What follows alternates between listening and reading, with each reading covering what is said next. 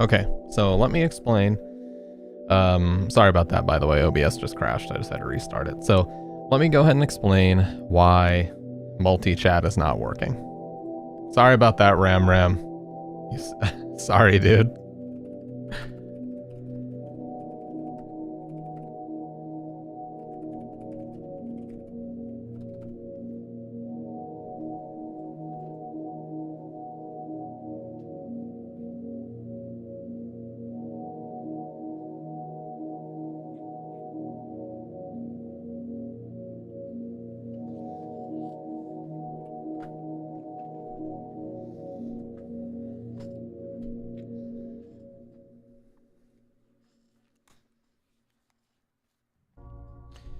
Okay, so you're probably wondering, dude, you went through all this hassle to get multi-chat working and now you shut multi-chat off. What the hell is your problem? You're a piece of shit, you're a horrible person, you're a bad streamer. You're partly right.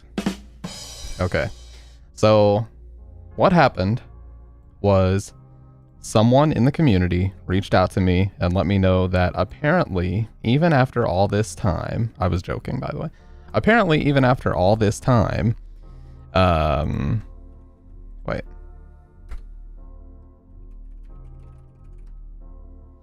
Apparently after all this time, it is still a violation of Twitch's policies to be live and show more than one chat on your OBS screen. And I was like, what the, dude, I've literally seen streamers much larger than me doing this. That doesn't make any sense. But it's true. So I will show exactly what I was shown right here.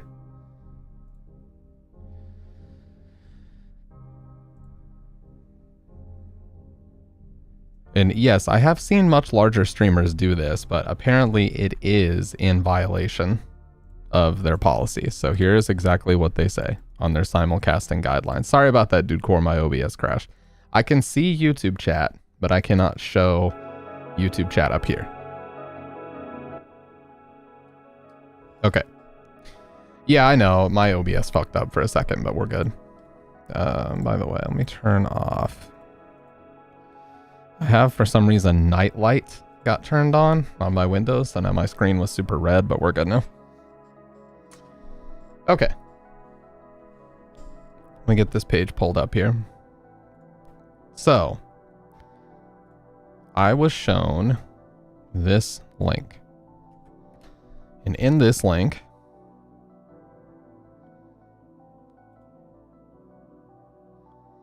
yes, your YouTube, my YouTube can see you. Yes, everybody on Twitch and YouTube can see this chat that's up here. Up here. All right, so here's what they say. Simulcasting guidelines. We believe in giving you the freedom to simultaneously stream on other services, but... Oh, by the way. Yeah. We also want to ensure that the Twitch user experience is not compromised. To that end, the following guidelines have been established. Okay. Seems reasonable so far. And then right here, it says, you do not use third-party services that combine activity from other platforms or services on your Twitch stream during your simulcast, such as merging chat or other features. And I looked a little bit further into this on YouTube and otherwise. Or I looked a bit further into this on like Reddit and a few other platforms. It turns out they are specifically referring to multi-chat. They do not want you to combine Twitch, YouTube, and Kick Chat onto your screen, onto your actual OBS canvas. That is where the problem comes in. So even if it's just YouTube and Twitch, they do not want you doing that. So unfortunately, I can still see the YouTube chat, but again, unfortunately, I cannot show both chats on screen at the same time. It has to be just Twitch or just YouTube. So I apologize for that because it's annoying and I did spend a lot of time setting it up, but the reality is Twitch doesn't want it done. Now they do say if you fail to adhere to simulcast guidelines, Twitch will send you a warning prior to taking any enforcement action. And I actually was able to ask a couple of the larger streamers, I'm not going to name them, but I was able to ask them while they were live, hey, have you ever had a problem with showing Twitch and YouTube chat on screen? And they both said the same thing. Well, I've never been warned, so until I'm warned, I won't do anything about it. And I was like, okay, well, I guess, but I don't want to put myself in a situation where they're giving me a warning about fucking putting chat on screen. You know what I mean? Like, there are way larger creators, and they could probably take that if they were so inclined. Like, it wouldn't be such a big deal to them. It would be a very big deal to me. I don't want to fucking lose my account over something as dumb as showing 2 different chats on screen, okay? So, simply put, I can't do it. It sucks. I liked the multi-chat thing. It was cool to have both of them on screen, but I just can't do it. But either way, I can see both chats. But why is that a problem? Someone says something offensive to the stream and on the other apps that can hurt their company. Kind of. So it's a problem because if you're live on Twitch and similar to what you're saying, someone says something very offensive, a slur, they say something that is clearly in violation of Twitch's policies, and Twitch and YouTube chat are combined such that you can't tell the difference between the 2 messages, then whoever's watching the clip would assume that someone on Twitch said it. Turn a blind eye for the earners to punish. Time to move to kick. What's up, Wang? Absolutely fucking not, by the way. How long ago was that updated? It's been this way for a long time. Apparently, they haven't updated this in like a year. They last updated this, this page specifically was last updated about 5 months ago. Yeah, I do too. I know plenty of streamers that do both. So I guess I'll just ask you guys, would you guys prefer, because I still have multi-chat running, like literally right the fuck now, I have it showing. I could pull it up right now. Would you guys prefer that I just show it anyways, and whatever happens, happens? Or should I be a little bit more careful about it? Don't risk it.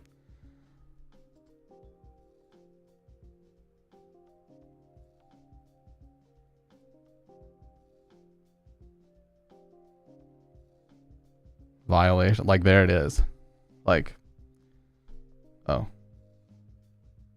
Like there's the multi-chat right there. The actions you take matter, the decisions you make will affect other. Bro, it's not that serious. It's only worth it if you have good mods on both sides. Yeah, I guess that's true. If you have people that can shut that shit down. I mean, that's the multi-chat. I can literally enable it and disable it whenever the fuck I want. And there's the normal. I feel like if the bigger streamers don't care and haven't been warned, the likelihood that you will be affected is minimal. I act like a podcast. I take things seriously. All right. Okay. So you know what? We'll do it for a week. How about that? I will run this multi-chat for a week. And if nothing happens and I'm not warned about it, I will continue running it. And I'll do some more research. I'll try to fucking... Actually, you know what? I'll open a support ticket with Twitch and ask them directly, hey, this is what I'm doing. This is exactly what can be seen on my OBS. Do you have a problem with this? And if they say yes, and if they say no, that'll determine my decision. But for right now, I'm going to leave it up. Okay? Yeah, balls to the wall. If something happened... No, I'm not going to blame you guys. They said, and I have, obviously it's on their page, they will warn me before they take action. So if I get a warning, then I will know to shut that shit off and switch it back to the regular chat and everything. So it should not be a situation where like they just start disabling shit and I'm just, taken aback at the fact that my account, like that shouldn't happen. So we'll leave it for now. Anyway, so something else. Damn right, Stampy Proof. Let's go, dude. That's like saying you could do crime to a cop. No. It's really not that serious. It's just, look, like Dave said, if the bigger streamers are doing it, go Team Twitch, yeah. If the bigger streamers are doing it, they haven't been punished for it yet. Is there even really a reason for me to be so careful about it? They literally said, I was able to ask them live, like, hey, have you ever been warned about your Twitch and YouTube chat being combined? They all said, nah. I mean, it was only 2, but they both said no. I have never been warned. If I was warned, I would switch it. So, fuck it.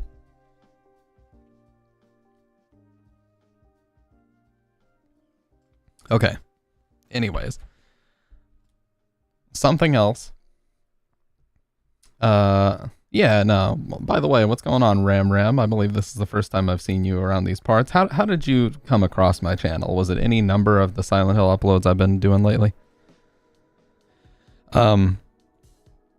Something else that is a little sad. I mean, it's not sad to you guys, but it's kind of sad to me. So the Stampede G Streams YouTube channel, I have been slaving over this for the past 3 years. Right at 3 years. And what this channel is, or what this channel was what I consider to just be my stream dumps. Okay, so these are full-length, unedited, exported streams straight out of Twitch. Okay? And I have been keeping this up to date since one of my mods who created this channel originally stopped. But look how far back this goes, dude. These are all full-length streams that we didn't lose. There's so fucking many. I believe the final number was 547. So there's 547 VODs. Basically all the streams I did from December 2021 until about a week ago are on this channel. And you notice the last stream that's on here is March 5th, 2020. Oh, it's 2025. I need to update that. But March 5th, 2025. And the reason for that is, as I posted, saw your video about Walter Sullivan and Silent Hill. Oh, well, welcome on in, dude. Welcome on in. We're happy to have you. Anyways, the reason why that's here is because I need to unlist this. It's this page right here. That word might trigger you to the gulag back to sensitivity training. What are you talking about? What word? What did I do, dude? Anyways, the reason why this channel is basically dead is this right here. Because now, Walter was real. I would believe that. Now, if you go to my main channel, you click on live, all the streams that I do will be here. And to my knowledge, YouTube never deletes this shit. So all I have to do is come in here and create a custom thumbnail if I even care to do that, and I'm good to go. But yeah. When did I say the word slave?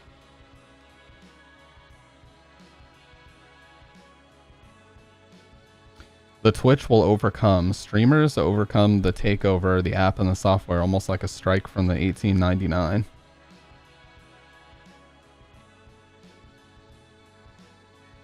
Yeah, I certainly did not say that.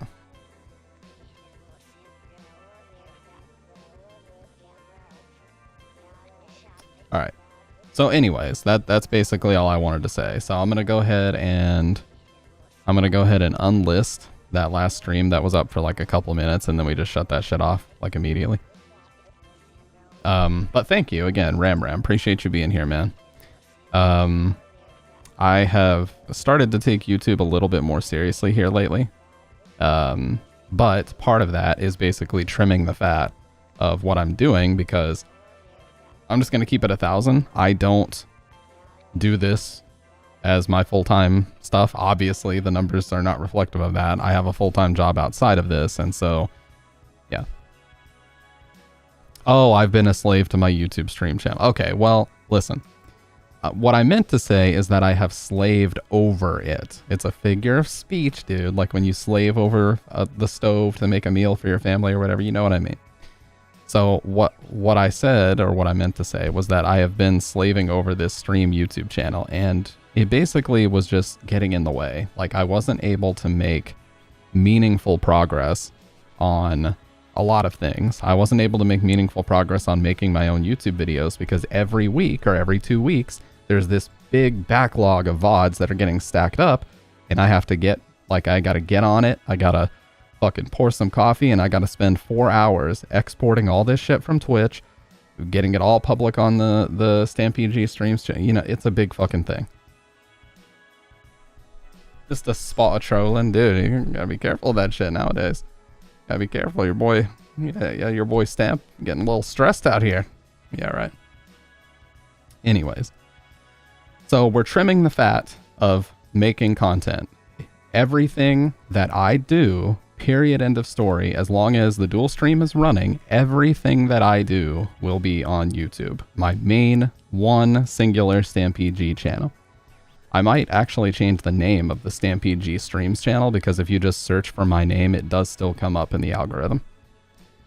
And I don't know what's up with that. Well, I do, because it's named a very specific thing, but you have to scroll quite a bit to find it, so it may not even be that big of a deal. But either way, that's all I wanted to say. So that channel is now defunct. I made a post on it. It's kind of sad because, you know, I was updating it for so long. Originally, that was started by one of my mods, and she did all the work on it. She did all the uploading, the exporting, the just everything. Thumbnails. Appreciate that, man. Thumbnails and everything else. I like that the messages are appearing here now, by the way. That's cool. So that channel, I went ahead and got everything else. Now there are still like 57 to 60 just chatting streams that never made their way like to be uploaded. The reason for that is some of them had leaks. I would go to certain websites and they would have like location based ads where you could basically see like my state and shit. And even that I don't like to talk about. So I'll basically have to pour through some of those just chatting streams and figure out, you know, is this one fine to upload? And I'll do that at a later time, but I will end up putting all those on my main channel when they do go live. So if you're curious about that at all, that's where they'll be. Now, the only stupid thing about YouTube is changing the title of your stream basically forces you to start a new stream because it messes with your stream key, because the stream key is tied to the title of the stream, and I'm not even kidding. So that's kind of what's annoying about YouTube, is like if you're going to dual stream, you have to do the same thing the whole time. So you have to be a lot more deliberate with YouTube. But that's why if I'm going to be playing a game on YouTube, I'll just say like, oh, Nightmare Fuel or whatever, because that covers everything. But then, of course, once you start playing the game and you got to change your title, what do? Shut the stream down and restart it? That's stupid. So YouTube needs work in that sense for sure. YouTube absolutely needs work in that sense. But either way. Either way, we're not here to talk about that. Isn't there 2 likes on your stream? I don't know. I don't tend to look at the stream stats. If you want the best possible quality on YouTube, by the way, be sure to select 1440p. But yeah, obviously, yes, if you guys want to, you can click the like button on the stream. It does help boost engagement, but we're talking about, you know, microscopic differences in engagement here, so it's not a huge deal. Yeah, so, I mean, outside of that, there's not a whole lot to talk about. But I did just want to say, that I did upload 2 new YouTube videos, like brand fucking new. One of them Ram was talking about on YouTube, which is the theory about Walter Sullivan actually being in Silent Hill 2. And then I uploaded another one about Silent Hill F's combat and melee weapons. I am not going to beg you guys for likes every time I upload a video, I promise. But if you guys didn't care to drop the like on there, I appreciate it. The thing that happened with Silent Hill F, mild spoilers if you guys don't want to see it, because I'm about to show it, is the ESRB rating summary came out. And the ESRB rating summary was very, very detailed. And it actually leaked quite a bit about the game. Just sub to your... Oh, you mean the main YouTube channel? Appreciate that, man. Yeah, man, we're trying to get that channel monetized. We have the amount of subs we need. It's just about watch hours, I believe. Watch hours is the only thing I need now. Okay. So here is... I'm sorry for the mobile screenshot. Mobile screenshots annoy me. But here's the ESRB rating summary for Silent Hill F. And it reveals quite a bit about the weapons and different things that are going to be in the game. So this is a survival horror action game in which players assume the role of a student confronting supernatural entities in a 1960s Japanese mountain town. From a third-person perspective, Players explore the town, solve puzzles, interact with characters, and battle enemy creatures, e.g. humanoid monsters, mutants, mythical creatures. Okay, so we've got humanoid monsters, mutants, and mythical creatures. Players use, this is the important part because it talks about the weapons. Players use axes, crowbars, knives, and spears to defend against and kill enemy creatures in melee-style combat. Blood splatter effects occur frequently as characters are attacked. Several areas depict large blood stains in the environment and near corpses. Some enemy attacks can result in players' character getting impaled in the neck and or getting their faces ripped apart. Cutscenes sometimes depict gore and more intense acts of violence. A character burned alive inside a cage, a woman branded by hot iron, entrails and sinew displayed on serving platters in a fantastical celebration/ceremony, a character sawing off her own arm, a character slicing off portions of a character's face during a ritual. Concept art depicts a nude mannequin-like character with exposed buttock and partially exposed breasts. The character appears in a creature-like form throughout the game. So this ESRB rating summary actually reveals quite a bit about the game. It's kind of crazy how much it actually reveals. Is this like Hunger Games? No, this is the new Silent Hill game. But yeah, so this tells us quite a bit about the game. But here's the thing. It doesn't talk about guns. Where are the fucking guns, dude? So there's no guns in Silent Hill F? It's just the 1960s. They very easily could have some. So yeah, I guess this will be, like I said in my video, I think this will be the very first Silent Hill game that has combat, but no guns. You are a schoolgirl, to be fair. Well, yeah, I mean, Heather was technically a schoolgirl too, was she not? Or right out of high school, maybe.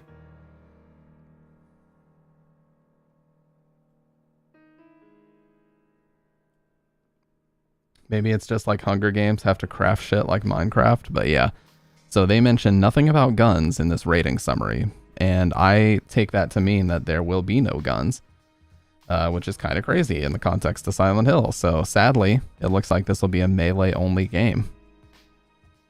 Now, this is not new. This happens all the time. Like, when the ESRB basically comes to their conclusions and they give the game the final rating, they basically have to do this before they start talking about they have to do this before they start showing trailers, because they have to show the rating before the trailer plays. You know what I mean? Like PEGI 18 in Europe, or rated M for mature here in America. So they have to show, they basically have to show what the rating is of the game before they show the trailers so that people know what they're getting into. 13-year-olds and, oh my God, that's morbid. Anyways, so that's interesting. I am very excited for Silent Hill F. Listen, I'm actually gonna, I don't want to say too much because we're in the very, very early stages, but I'm probably going to be working on a video with Future Mute talking about how we think the story for Silent Hill F is going to tie into the prior games, if it will at all, because there's a high likelihood they may just say, fuck it, and let's just do our own thing. That's very likely. In fact, that's the most likely outcome at this time, that they'll just say, we're just doing our own thing, this is completely independent. And they did kind of say that in the transmission, to be totally fair. So yeah.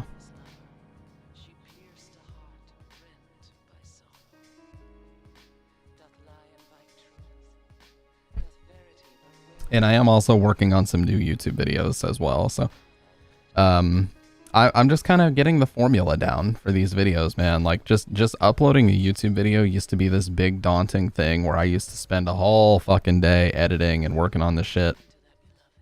I don't worry about that anymore. Like I just upload really simple videos when the time comes to do that. I'm not going to spend like a whole fucking day editing a YouTube video. You know what I mean? If it's a simplistic video, I'll make a simplistic video. If I want to make a more in-depth video, I'll do that. But I'm not going to sit here and like grind out a YouTube video for a whole weekend. Like my channel's just not at the stage where I have to do that, you know? Either way. Yeah. So, with that being said, there are a couple of Nightmare Fuel videos that I wanted to get into for tonight. So let's take a look at the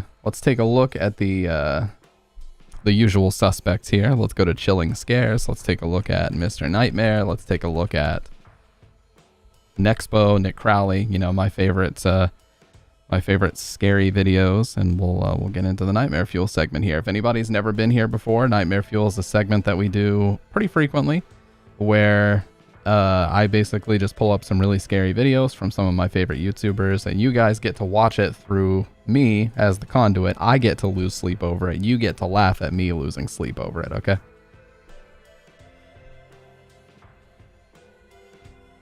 And I try to do this at least once a week. It doesn't realistically impact my sleep too much. Once the stream's over, I kind of get it out of my mind. But there have definitely been some times where I've been thinking about shit way after the stream that I shouldn't have been. But hey, that's part of the fun, isn't it? Part of the fun for a horror hound like me. So we have 4 missing persons found alive on video, 4 innocent-looking videos with disturbing backstories. Which of those two would you guys want to see? Missing persons found alive or innocent-looking videos with disturbing backstories?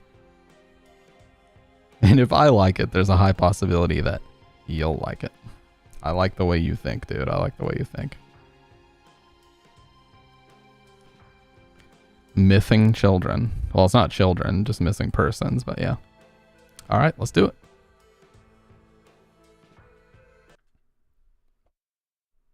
Wait, is this Chrome or... Yeah, this is Chrome, okay. I highly recommend, if anybody has not done this, basically designate one of the browsers you have on your computer, be it Chrome, Firefox, or Edge. Designate one of those as your stream browser. That way... Here, let me make this just a tad bit smaller here. Designate this as your stream browser that is only signed into usually one thing. For me, it's YouTube. Chrome is signed into nothing else. That way I know that I can open Chrome and it's not going to leak anything and there's not going to be any dumb shit associated with it. I'm just here for the TARS. Hello, dude.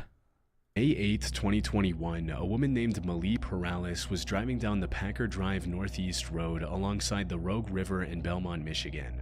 She and her 2 roommates were on their way back after a night out, and they were all in a cheerful mood. However, their smiles quickly vanished as they stumbled onto a horrifying scene.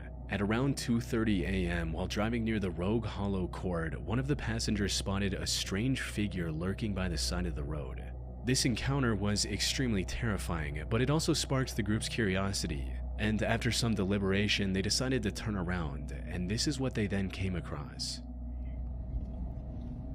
What the Stop. No, Stop. I'm not. No. Hell no. Yeah, I'm sorry. I would be the same. They saw what looked like a young woman drenched from head to This sucks too, man. as if she had just crawled out of the nearby river. She also looked like she was crying, banging her head on the road and waving for help. This is what sucks about this situation, man. Obviously, we know that the right thing would be to stop and help, but unfortunately, in today's world, there's a high likelihood that this is bait. All Diddy, get the baby. Oh my god. Dude, I've been seeing so many fucking bullshit AI slop videos with Diddy in them here lately. Anyways, we all know that the right thing to do would be to stop and help this lady, but unfortunately, a lot of people are too freaked out to do it because they think it's going to be bait. Like, they're going to get out to help her, and then like 4 or 5 different dudes, potentially armed, are going to like descend upon them. I've seen a lot of videos like that. There's like a woman... She's like wearing a short skirt and she's got fucking high heels on and like a fucking tube top. And she's like, oh, my car broke down. And then they stop to try to help her. And then there's like 2 dudes that are armed that rob the people that try to stop and help her. You know what I mean? Not saying that that's identical to this situation, but it can happen. And that's why people are too freaked out to stop. Malie posted the video of this encounter on TikTok and it instantly went viral, leading people to come up with all sorts of far-fetched theories about ghosts, spirits, etc. However, as wild as the theories got, Malie later posted several videos shutting them down and revealing what really happened. According to her, they kept circling back and driving past the disturbed woman several times after recording the first video to make sure she was okay. While none of them had the nerve to get out of the car and approach her, they did call the cops and waited nearby until help arrived. The woman was then taken to a nearby hospital where she was treated for cold exposure. As it turns out, she somehow fell into the Rogue River from the east side and swam across it onto the road.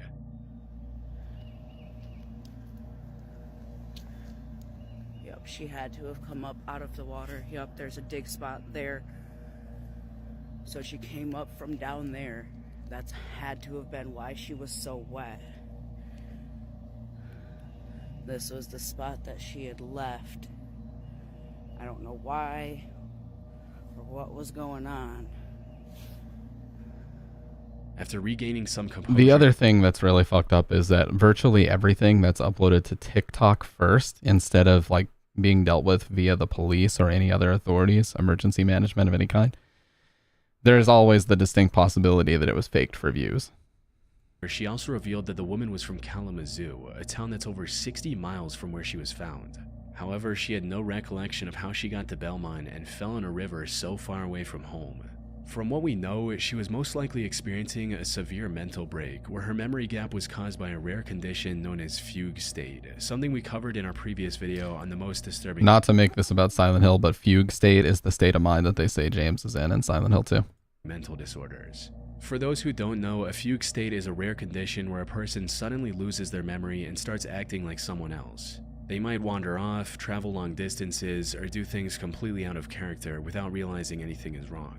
It's usually triggered by extreme stress or trauma, and once it's over, the person often has no memory of what happened. And while this condition is quite rare, all the signs suggest that's exactly what happened to this mysterious woman from Kalamazoo, especially since the authorities later found her car parked behind a random house just east of the river. She likely drove to that neighborhood on her own but had zero memory of doing so, which fits perfectly with the known symptoms of fugue state. Malie also shared her video in a local Facebook group, hoping to find more answers about what went down. Unfortunately, the responses she received weren't as helpful as she'd hoped, since most people in the neighborhood believe the screaming and noises were just the sounds of a wild... She was probably trying to get help. OMG, I heard her, but we didn't know what it was. We thought it was a coyote. I'm grateful you called the police. I spoke with them when they came to check. She continued to wail even in the car. It was so freaky. We heard that noise last night around midnight, and we are a solid half mile from there. I thought for sure it was coyotes. ...wild animal, like a coyote. But there were a few responses that deepened the mystery. Like this one person who remembered meeting her earlier that same night, stating, "Saw this person between Van Dam and Packer Woods around 10:15 p.m. Friday. Asked her if she needed help, to which she responded no." Another person also mentioned hearing about a woman walking into his neighbor's house, yelling hello 3 times and then leaving on her own. And while this added further evidence supporting the fugue state theory, these responses still left a key question unanswered. Who was she? Malie tried to contact both the police and the hospital for answers, but despite her insistence, both the police officers and the hospital staff refused to reveal her real name. That said, we still have enough information to make an educated guess. Based on everything I could uncover, the mysterious woman in this unsettling video was most likely Mei Zhou. She was a 28-year-old Chinese woman who went missing from Kalamazoo on May 6, 2021. Before yeah, her that lines up. disappearance, she told her friends that she felt like she was being followed by a stalker she met online. Unfortunately, these are the only details about her case that were made public. I couldn't find any clear answers on whether the stalker was real or if she was just overwhelmed by paranoia. In either case, the constant fear and stress of feeling watched likely drove her to slip into some variation of the fugue state we discussed earlier. Hopefully she received the mental help she desperately needed and is now in a better mental state than she once was. Tracking down a missing person can... Ad. This sounds like an ad. Yeah, I mean, like I said, if you're the person driving past that, unfortunately, nowadays, people are so untrusting that they would probably immediately think that it's bait before they jumped into helping. But the best thing you could do in that situation is try to give the best instructions you can about where you saw her. You know, get a safe distance and call the police. That's the best thing you can do. Yeah, the response is going to be delayed, but if there's really something going down, the police are the ones who would need to handle that. Because again, you don't know if she's got like kidnappers or whatever who may be with her, or just dudes in general that are armed with either knives or guns or something. You don't fucking know. Can be an extremely daunting task, but tracking down a person's personal information often isn't. For example, just by... Dude, this guy sounds so similar to another YouTuber I know of. I can't put my finger on it. There's someone trying to type my permission and automatically in your Aura account while they for your thing to access virtual. My friend clicks. Oh, what? In June of 2024, streamer Lacey and his friend Clicks were doing an I know these IRL guys. live stream in Miami, Florida. The two were simply going around town and having fun. What they didn't realize was that this stream would end up saving someone's life. It happened a few hours into this stream when they sat How down. did I, dude? I'm the biggest like LSF frog. I'm the biggest like Twitch drama of any variety person. How did I not hear about this? At the Starlight Hotel Cafe for lunch. As they waited to order, a guy walked up to their table wearing nothing but neon green shorts. Lacey and Clicks initially assumed he was just another fan eager to He looks like he hasn't slept in a week too. talk to his favorite streamers, a pretty typical scenario for popular IRL streamers. But something about this young man didn't sit right. He was trying to keep a conversation going, but his words were slurred and nothing he said really made sense. Hey, are you sparring, bro? Are you sparring? Yo, you good, bro? Good what? The streamers figured he was either drunk or on some kind of drugs. For content, they started poking fun at him a bit before shifting their focus back to their stream. But the guy continued to linger around, acting very odd and saying unintelligible sentences for the next half hour or so before finally leaving them for good. The streamers simply labeled it as an odd interaction from someone under the influence of something or another and continued on with their stream. Lacey later uploaded an edited down version of this stream on his YouTube Where he channel. wasn't in it. And that's when he got an email that made him realize the significance of what they had just caught on camera. 2 days after this video went up, Lacey received an email from a man named Trent claiming to be the brother of the guy seen in green shorts. It read, "Hello, my name is Trent Coleman, and my missing little brother from Michigan was on Clicks and Lacey's stream in Miami. He was wearing green shorts and they were making fun of him. He is not on drugs, he is schizophrenic, Hey, what's up, Duke? and he is 17 years old. If someone can contact me about this, I would be so thankful. He has been missing for 3 months, and his case was put on homicide in Michigan." In most cases, emails like these are just trolls trying to mess with creators. However, after some research, Lacey discovered that Trent was actually telling the truth and posted this new development on Twitter stating, "3 months ago, a 17-year-old kid went missing and was put on homicide. Yesterday on stream, he came up to me and Clicks, and now his family knows he is alive and in Miami. I wasn't sure if I should make this public, but I'm hoping somehow this helps him be found for his family." In a reply to his tweet, Lacey also attached an article that provided additional details about the case. Apparently, the teenager's name was Troy Coleman, and he had been missing from his home in Michigan since May of 2024. According to the article, Troy was last seen in Mount Morris Township around 9:30 a.m. on May 17th. In the 3 months since Dude, is Chilling Scares Mr. Nightmare? They literally sound like they could be twins. disappearance, he had somehow traveled from Michigan all the way to Miami with no medication, no money, and no clear explanation of how he got there. This was extremely concerning considering Troy's lack of vital medication for his schizophrenia was known to cause serious hallucinations. His sudden reappearance only deepened the mystery. With no leads and no logical explanation, Michigan police were left so baffled that they even began investigating his case as a potential homicide. So, the fact that Troy randomly appeared on Lacey and Clicks' stream and his brother just so happened to be watching that stream Yeah, was that's nothing crazy. short of a miracle. But somehow, the coincidences keep piling up, and what happened next made the whole situation even stranger. While Troy was still on stream, another young fan approached the two streamers and tried to strike up a conversation.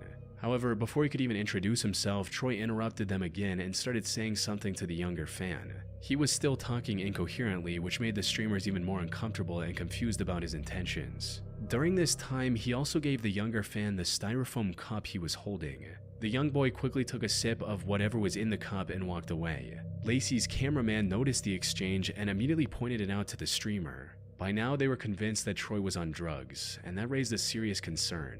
Had he just given the kid something laced? Not wanting to ignore it, Lacey decided to confront Troy, asking him directly what was in the cup. But to their surprise, Troy's answer was a lot more coherent than expected. He simply stated that it was just a soft drink from Beacon Hotel. What was in the drink? Kidding. What was in that drink? In the drink? Yeah. You gave it to Lou. It was Coke from Beacon Hotel. Like Coca-Cola? Hmm. Hey, sir, you gave it to the kid. I gave it to a kid. This coincidental interaction gave authorities the crucial lead they needed. Hey, what's up, was, Dr. in Ed? fact, staying at the Oh, very what? hotel he had Dude. mentioned. From there, Why is that emote not working? No, dude. Come on, really? Now we're going to have the issue of emotes not working. Oh, whatever. it didn't take long for investigators to track down Troy and reunite him with his family, who were overjoyed to have him back. In a later interview with People.com, Troy's father, Weston Coleman, shared even more heartbreaking details of what Troy went through.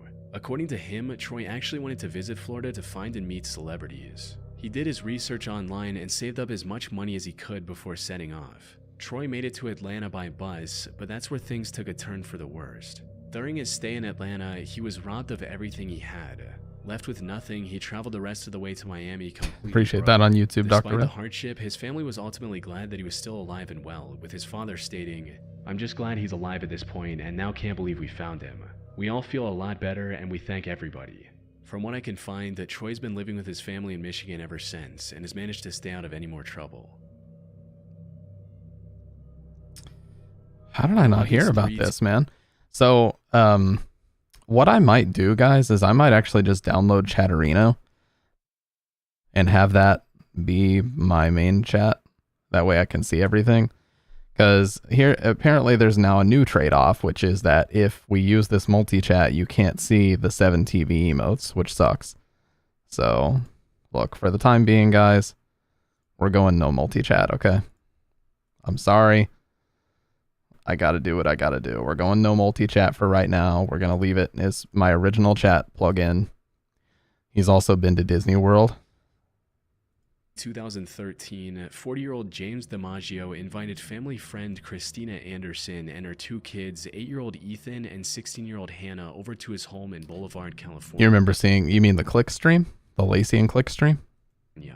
He claimed it was just a farewell visit before moving to Texas. And this wasn't anything unusual. James had been a close friend with both Christina and her husband Brett for quite some time and was like an uncle to the kids. And since Brett was away for a 3-month job in Tennessee, James helped the family regularly with things like driving Hannah to and from her gymnastics class. However, what seemed like an innocent invitation quickly turned into a horrifying nightmare. It started on August 4 when the children's grandparents called the police and reported the family as missing after not hearing from Christina all day. They also informed the police about the family's plan to visit James. However, when investigators reached James's home, it was already engulfed in flames. Firefighters rushed to the scene and suppressed the fire. Unfortunately, they were too late. Inside the burnt house, they discovered the bodies of Christina Anderson, her son Ethan, and even the family dog. And while this could have been nothing more than a tragic accident, the reality was far more cruel. DSP face equals guilty? Later autopsy discovered severe injuries on Christina. These included signs of plastic cable ties around her ankle and arms, duct tape marks around her neck and mouth, multiple fractures in her right arm and both legs, a cut on her neck, and signs of at least 12 heavy strikes to the head. Her 8-year-old son Ethan also had multiple fractures throughout his body. However, despite the horrific scene, there were no signs of James or Hannah anywhere near the house.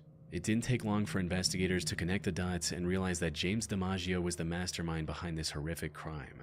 It also became clear that he had orchestrated the murders not just out of violence, but with the intent to kidnap Hannah. His actions were calculated and driven by some twisted obsession as he took her from everything she had in her life. After learning about this, the police quickly issued a statewide Amber Alert in hopes of getting any information regarding James and missing Hannah's whereabouts. In the meantime, investigators also discovered security footage of James passing through the Border Patrol checkpoint in Pine Valley at around 10 p.m. This also prompted them to launch a massive manhunt spanning the entire Pacific coast from British Columbia to Baja California. However, despite the massive effort and the hundreds of man-hours put into the search, the manhunt turned up empty. Every lead seemed to result in a dead end, and the odds of successfully rescuing Hannah started to dwindle with every passing day. Things looked bleak. That is, until 3 days later when 2 horseback riders spotted a man and a girl while trekking through the remote wilderness of Cascade, Idaho. They had seen the broadcast of Hannah's disappearance. Idaho? I thought they fled past the border. How the fuck did they end up in Idaho? On TV and instantly recognized the young girl and her captor. They reported the sighting to authorities who instantly began investigating the area, and soon after they found James's car with its plates removed to avoid detection. However, it still took them 3 more days to track down the campsite James was hiding in. The FBI had set up a jet with a sophisticated long-range camera recording from thousands of feet above, which is what you're seeing now. This footage confirmed they had found the missing Hannah. On the 10th of August, the FBI took it upon itself to rescue Hannah and mobilized a tactical team for the mission. They kept eyes on James for some time, looking for the right moment to attack. I'm doing great, man. However, he was sticking close to Hannah, which made it near impossible for the rescue team to make their move. Fortunately, after some time, James moved away to gather some firewood. And while he was completely oblivious, Hannah actually spotted a rescue helicopter and started waving for help. Yeah, she's signaling. This was the perfect opportunity, and the FBI didn't let it go to waste. They quickly moved in and carried Hannah to safety. After noticing the rescue mission, James took out one of the guns he had with him and fired at an officer. The rescue team then returned fire, resulting in him getting shot 6 times in the head, arms, and upper torso. Hannah was finally safe. And while this was one of the most terrifying experiences a teenage girl can have, Hannah's managed to completely bounce back. She is now 27 years old and is happily living with her husband and 1-year-old son. Dude, holy fuck. Imagine the trauma you would have for the rest of your life after that shit. Like, yeah, she probably feels fine most days, but that's got to be like, you know, every now and then, that it's got to be like impossible to sleep because you're just so paranoid about stuff. In Vancouver, Canada. Yeah, it doesn't even live in the continental United States anymore. Streamed Resident Evil 4 Remake today. I joined late. Can I get a super quick TLDR? Oh, yeah. So, we're watching 4 missing persons found alive on video. This guy, that 40-year-old guy, James, kidnapped a 16-year-old girl, and he burned down her house and killed her mom and brother. And then he took her on the run, and then that was just detailing how they eventually found them and dispatched the guy, so to speak. And apparently the girl is doing fine now, but holy shit, what a price to pay. May 2013, at around 4 p.m., 73-year-old Robert McDonough disappeared from his home in Portland, Maine. Now, an elderly person going missing is extremely stressful on its own. However, what made Robert's situation even more... TLDR stands for too long didn't read. It basically means summarize something that just happened for me, because it would be too long for me to go back and read the whole thing. More dire was the fact that he was also suffering from dementia. For those who don't know, dementia is a mental condition which makes it difficult to remember things, think clearly, or even recognize familiar faces. People with dementia can forget everything from their own names to the faces of loved ones, leaving them confused about where they are or how they got there. This can also extend to forgetting where they live. For someone with dementia, wandering outside can quickly turn from a harmless mistake to a life-threatening situation. A person with memory loss isn't just lost in terms of direction, they're lost in terms of identity and awareness. They forget how to care for themselves, how to recognize danger, and how to make decisions in an increasingly hostile world. These conditions could prove to be lethal for a healthy young adult, and the danger is increased tenfold for a frail elderly man trying to navigate a world that no longer makes sense to him. He could have easily wandered into traffic or tripped and fallen in a remote area, and no one would have known. Put simply, Robert's life was in extreme danger. This is also why the authorities moved quickly after receiving the missing report and began searching every corner of the city within hours of his disappearance. Search and rescue teams spent more than 14 hours searching an area of Leamington after 73-year-old Robert McDonough, who has dementia, disappeared Monday afternoon. Around 6 a.m., search teams were briefed and started to intensify their effort. It was going into the second operational period, which means we're starting to ramp up, using a lot of GPS technology. Well, again, we'd have our pilots, we'd have ATVs, canines. However, they were having a hard time figuring out where Robert could have gone. When someone with dementia goes missing, searching for them is not like searching for someone who's just wandered off. In most cases... Yes, and it's also incredibly unsafe to approach them, you know? It's very, very unsafe to approach somebody that has dementia. You don't know if you could get attacked or anything. You have no concept of what their mental state might be, so it's best to keep your distance and let the authorities handle it. They don't even realize they're lost at all. They might walk aimlessly or even retrace the same steps without ever reaching familiar ground. Their confusion can send them in any direction, far from where they should be. But then, about 14 hours into the search, something happened that no one saw coming. On May 28 at 6:30 a.m., a reporter from Portland's local network was recording a section about the disappearance of Robert on the street, when, out of nowhere, an old man walked into the frame. That's him. Just, hello, wakes up in the hospital later. At first, the reporter brushed him off as just another bystander. But after a few moments, he suddenly realized who the elderly man was. This was Robert McDonough, or Bob as he went by, the man everyone was looking for. Anybody give a phone call? Calling the warden service there at the Farmington. This is Bob. This is you identify him as Bob McDonough? I think so. It's Bob McDonough. Yeah. He looks a lot like a Watch guy yourself. like Watch that. yourself here. Yeah. That's Bob McDonough. Yeah, see how confused he is? Fortunately, he was completely unharmed, despite being out in the cold all night. Upon realizing his identity, the news crew immediately contacted the authorities, and it wasn't long before Robert was reunited with his family. But here's the thing, Robert returning like this was nothing more than a stroke of good luck. While his story had a somewhat happy ending, it could have just as easily turned into an irreparable loss. I swear Chilling Scares and Mr. Nightmare have to be like, if they're not the same person, they have to be from the exact same area.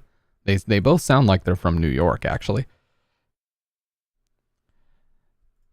I wonder if I go to Chilling Scares channel. Yeah, it doesn't say.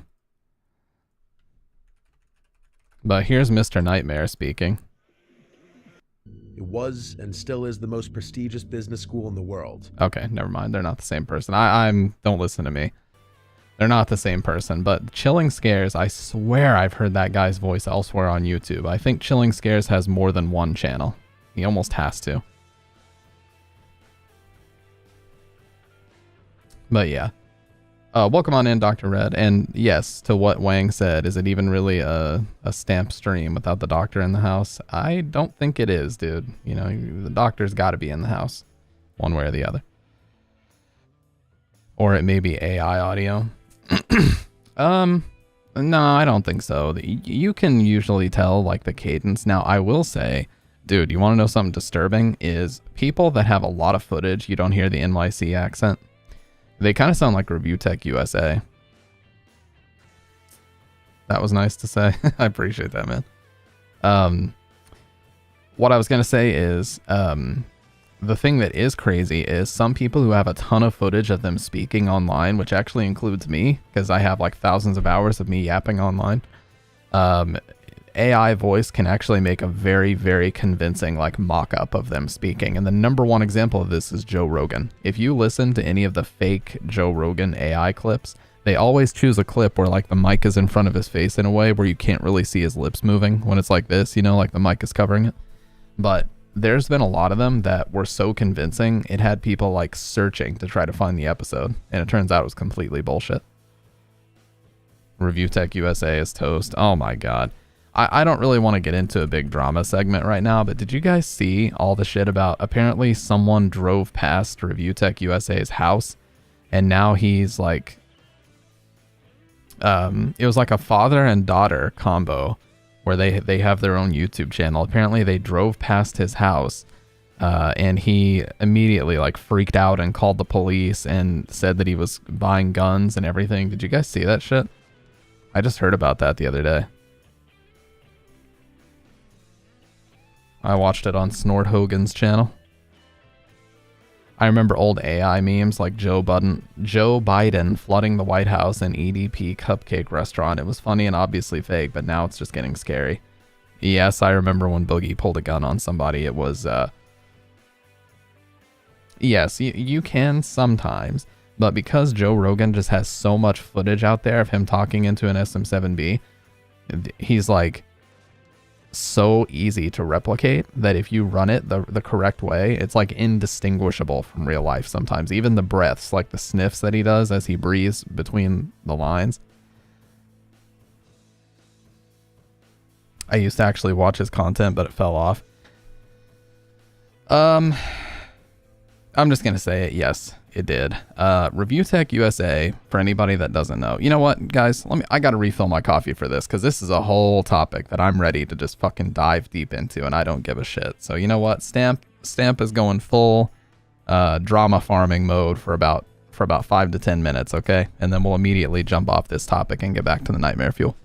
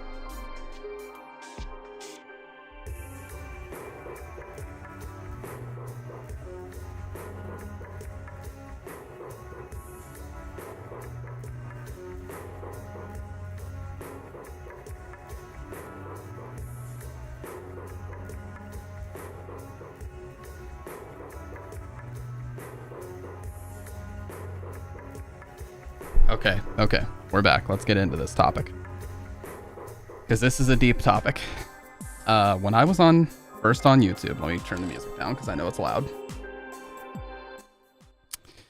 When I was first on YouTube, one of the first gaming channels that I really saw popping off, in a sense, we're talking like maybe 2008, 2009, was Review Tech USA.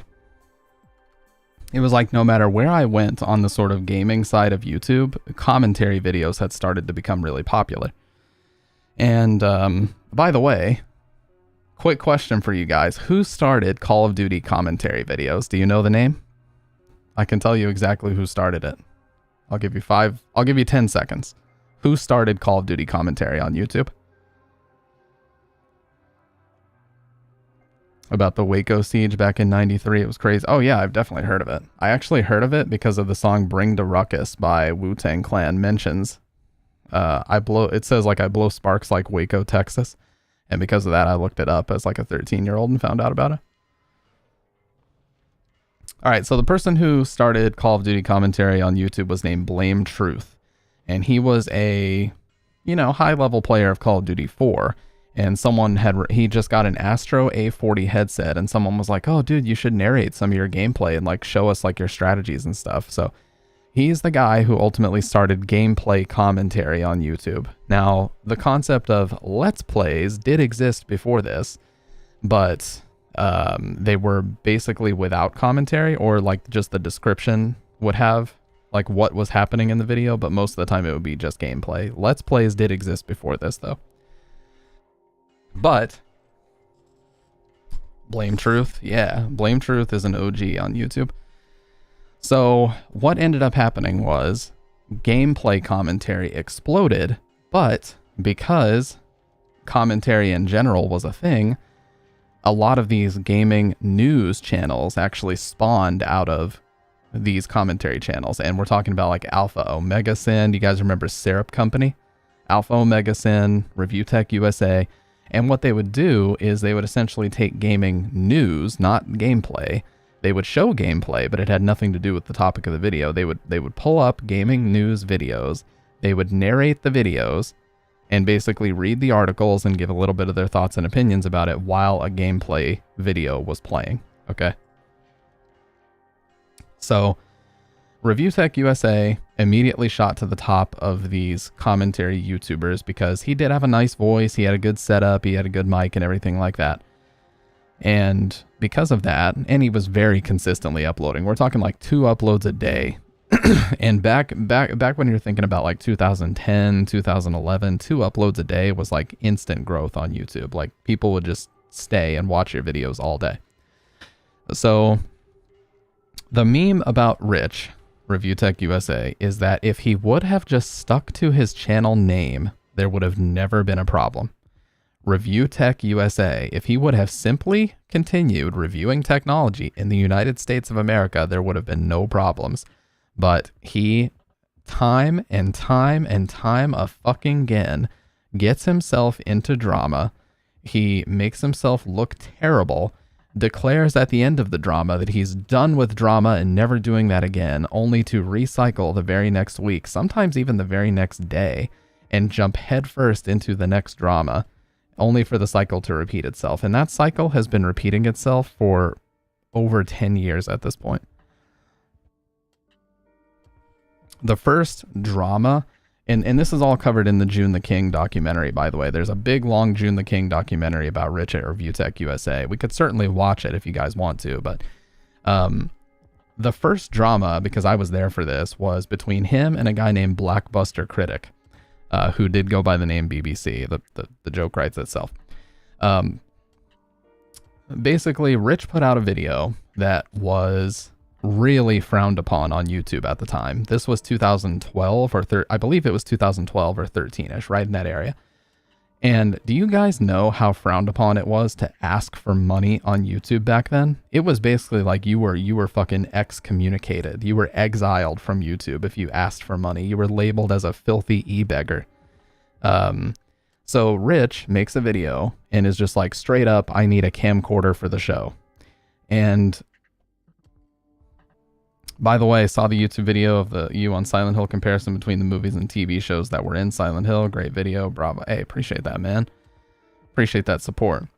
Dr. Crazy trying to change his NAT type. Oh, yeah, I had to do that for Call of Duty way back in the day. So anyways, Rich tried to cook up this weird like money thing where he's like, I don't just want your money. He's like, I will accept donations for this specific model of Sony camcorder because he wanted to do like an on-camera version of his show. And he's like, any money we raise, I'm going to donate it to charity. Okay.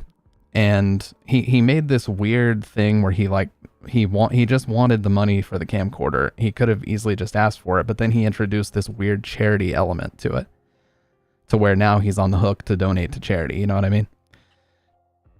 So then Blackbuster Critic basically came up out of nowhere and was calling him out saying, hey, I work a full-time job. I bought the same camcorder you're talking about buying.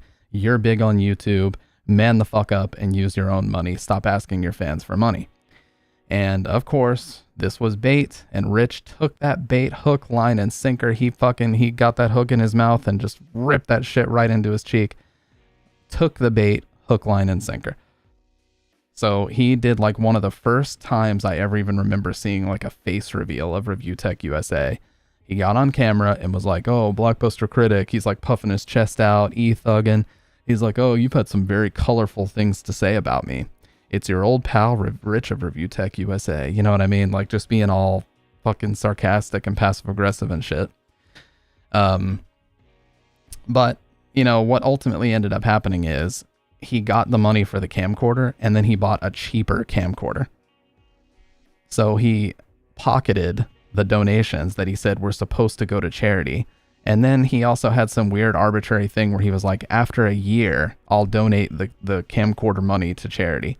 And then he uploaded a video called like, the camcorder is finally paid off. Damn, this feels good. You know, it's like, dude, why did you even introduce the charity element? Just ask. If you need the money for the camcorder, just fucking ask. But he was so like scared of being called an e-beggar. And he even said in the video, like, I know I'm going to be called an e-beggar for this. It's like, well, then either don't do it or just accept it. Dude, just listen. This is how you become a lolcow. And Rich is never going to see this clip, although I am streaming on YouTube and he's also streaming on YouTube. Rich somehow is able to find like every person that streams and ask them to come on his stream. Being 100%, I would totally be down to talk to Rich about this stuff someday, but let's not get into that. He was just like so afraid of one person labeling him as an e-beggar that he decided to introduce this whole charity aspect to him asking for fan donations for a camcorder. Like, dude, just ask. And if people say you're an e-beggar, ignore it. You know, it's like, why do you care what people say? This is exactly how you become a lolcow. He's back. Oh no, Rich Review Tech USA never went anywhere. He just deleted his main channel, but he still streams on RTU streams. Where the hell is his channel? I just searched for RTU streams and I don't see it. I see one called Lolcow Basement. Is that him? That is him. Okay, so his channel is now called Lolcow Basement.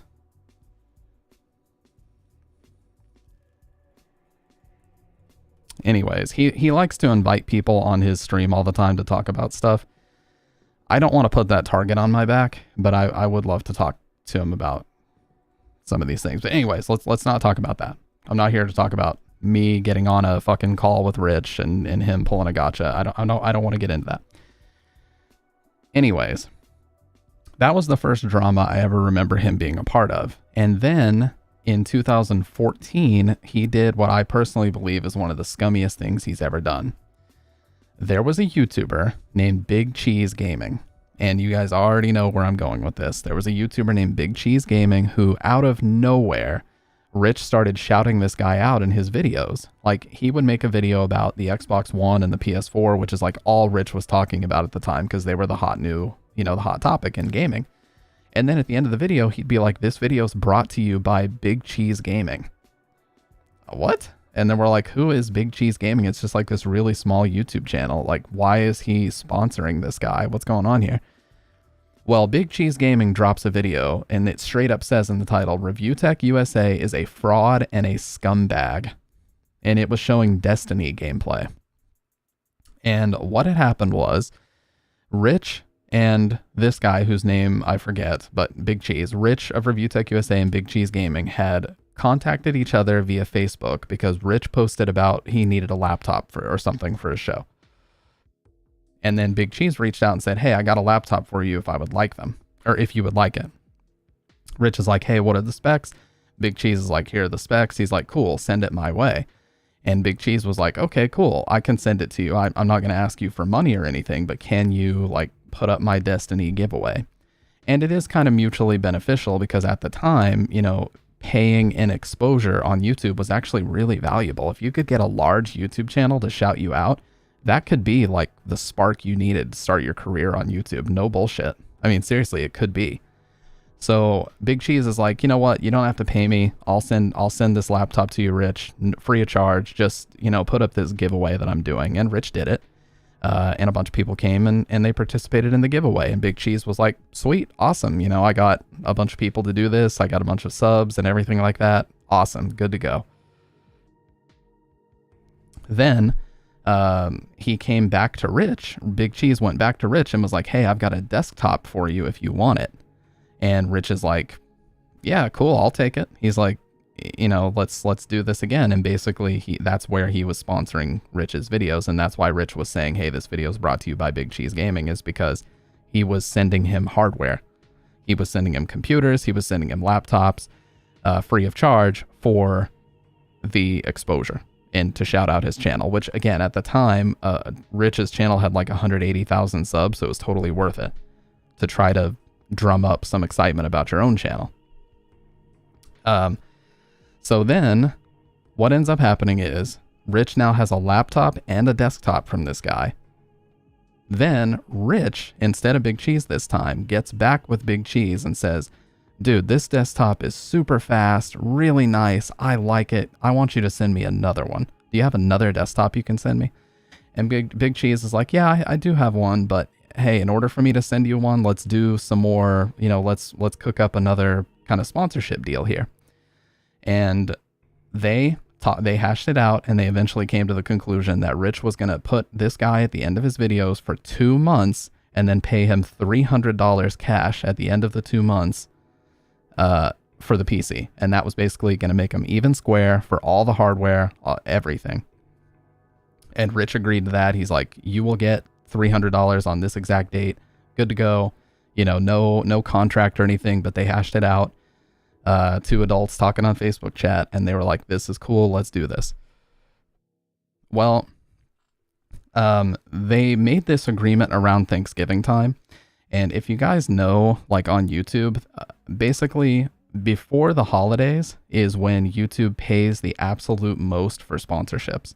Right after Christmas is when the ad money falls off a cliff.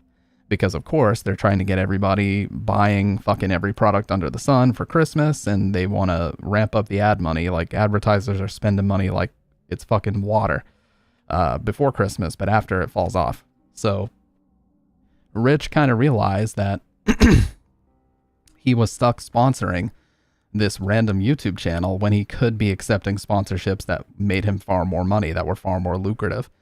And so what he started to do was just sneakily not abide by the terms that him and Big Cheese had agreed to. They said 3 advertisements per week and then $200. It was $200, I believe. So he started, last time I saw him talk to a guy, he kicked him off the call mid-sentence, played the applause audio, and was like, no offense, but I'm talking to a lot more people tonight, and the chat filling up making fun of the guy that got kicked. Yeah, it's not surprising. And I agree with you, Dr. Red. He does have like a very oddly dedicated fan base where it's like, as soon as you get on, there's just this major us versus the enemy mentality that happens. It's kind of disturbing, actually. It's like cult mentality.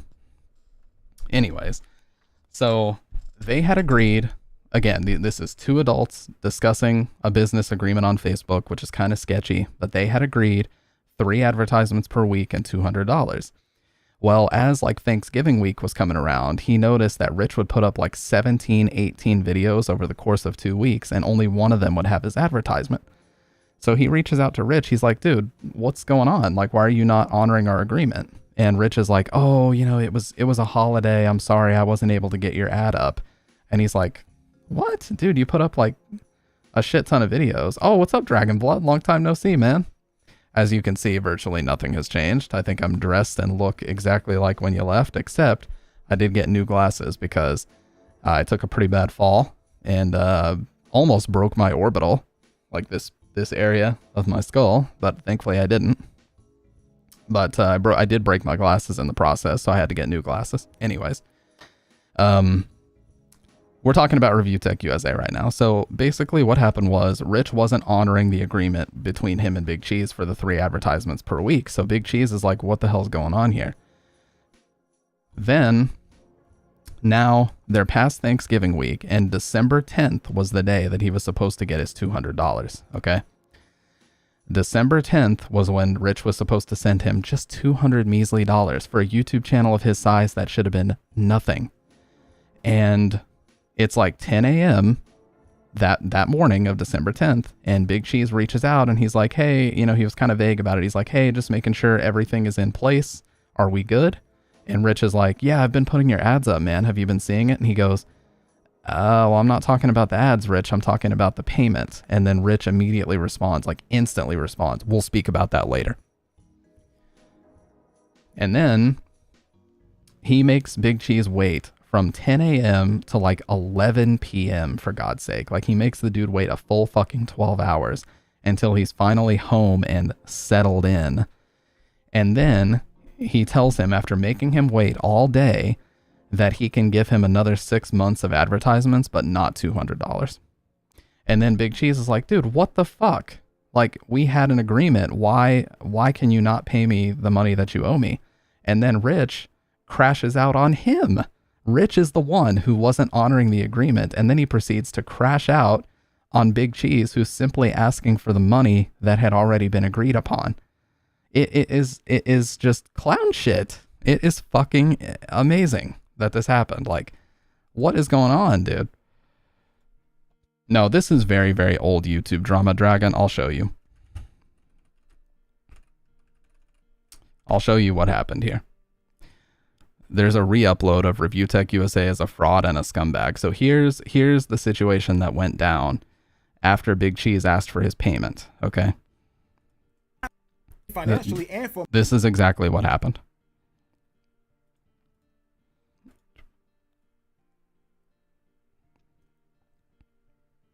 So here is the day that he was supposed to receive the payment, okay? This is what he said. Speaking of today, reminder. And he goes, of course, man, you'll get the ad. You see, I've been doing it, right? He said, I see that. Yes, I'm speaking about the payment. We'll talk more about that later. I am out now. 11:05 a.m. At 7:44 p.m., he says, are you still out? Settled in now. 10:07. He made the dude wait 11 hours before he finally got back with him just to tell him he was fucking home and settled in. Like, if somebody starts doing this shit and delaying something as long as humanly possible, I already know I'm not getting the money. He goes, welcome back. And then he said, I will give you another 6 months promotion, but not a payment. If that is an issue, no problem. I will send the PC back to you. So after 6 months of working with a guy, you send him 2 desktop computers and a laptop. Apparently all 3 were really good specs for the time too, which was 2014. Now, at the last possible second, when he owes you $200, he's trying to back out on it and give you the last desktop that you owed him, or that you gave him. And here's the hilarious part. Rich makes hundreds of dollars every night for watching DSP videos and crashing out. $200 is pocket change to him. Don't forget all the Prime subs or whatever he gets. Dude, $200 was change to him back then. Exactly, yeah. If it happened to me once, I'd be fucking out. So, again, this is ancient history drama, but I'm just talking about this because this was the type of thing that Rich would continually get himself into in just so many different ways. So after this goes down, he basically tells the guy, you're not getting the 200. And then he says, I really needed that 200. And then Rich says, well, if it's an issue, I will pack up the PC and send you a shipping invoice. So Rich isn't even willing to pay for the shipping to send it back. Big Cheese has to be responsible for that now. So the dude needed $200, but you're still going to make him pay to ship a heavy and expensive item back to himself? What the fuck? What is this? Like, everyone who saw this video when it came out immediately agreed that Rich was like majorly in the wrong here. And he goes, I agreed to your terms. What is the issue? You could not pay me. Your terms of $200 and 3 ads a week for 6 months. I just don't see how I can justify paying you $200 plus give you months of promotion when I have other companies willing to pay me thousands just for this month alone. Again, you will get back your hardware if it's an issue. Why does Richard's last name or looks like the leader of it? Okay. I'm not going to say anything about that. Okay, so he said, you will justify it by being a businessman of your word, and sending the payment of $200 would help right now because my wife is sick. I shouldn't be compared to them, talking about the people who would pay you thousands. We had an agreement on your terms. That is not cool to just break the agreement like that. I'm not breaking anything if I'm willing to give you back your product, LOL. If I kept it and just said I wasn't paying you for advertising, that would be a tad different. Your personal issues are not my problem, to be honest. So he reneges on the deal. He backs out of a deal that he himself agreed to. And then he proceeds to crash out on Big Cheese for simply asking for the $200 that he was rightfully owed. I'm not breaking anything. Oh, yeah. I am not going back on my word. I am not interested in pursuing this deal. Imagine, okay, let me just talk about this. Imagine someone comes to me and says, I want to sponsor you for a period of 2 months. There's no contract, but we shake hands. We say, you know what? I will put your logo wherever on my stream. Say it's Liquid Death, for example. I'm wearing their fucking hat, but I'm not sponsored by them at all. Say they come to me and they just say, hey, can you put our logo here? We'll pay you X amount of money. I'm like, yes. And then the very last day when they're supposed to pay me, the day of, I come to them and I say, hey, where's my check? And they say, you know, I'm not really interested in pursuing this any further. It's like, what do you mean pursuing it any further? It's done. The deal is done. You owe me the money now. We've already done the deal. You have my hardware. I've been sponsoring your channel by giving you free hardware. The deal is done. You can't back out on the deal the day of the payment. That's not how this works. You know what I mean? I wouldn't do anything without paper, TBH, and that's true. That's fair. Big Cheese did make a mistake, and he admitted that. Right at the beginning of the video, he said, make sure every business transaction that you do is in contract. Don't mess up like I did. And he's 100% right. And it also brings up another point, which is you should never get too happy mentally spending money that you don't have yet. If someone says that they're going to give me money, I just live my life as if I'm not getting that money 100%, because until I see that shit happen, until I see it transferred into my bank account, I don't have it. It's not mine. So even if someone says they're going to give me $200, I don't trust anybody, dude. I'm not going to plan as if, oh, I'm good now because on this day I'm getting $200. No, I'm going to budget as if that's not happening. You know? That's just the way it's got to be because, again, I don't trust anybody. Period. End of story. Unless you're like immediate family or a friend that I've known for 10 plus years, I don't trust you. And that's just how it is. So both of them made mistakes in this instance, but the reason why I'm talking about this so much is because this was kind of the first time that Richard's like, or Rich, sorry, I don't need to call him by his full first name, but this was the first time that Rich is like behind the, to use a DSP term, it was the first time that Rich's behind the scenes demeanor got exposed, like how he talks to people when he's not making a YouTube video kind of got exposed here. And it turns out he's not this great guy that some people thought he was. He's actually kind of an asshole. And that's kind of where that whole thing started. Like his reputation took a big hit because of this whole Big Cheese thing, a big hit. And so he was getting crazy amounts of backlash. He was forced to respond.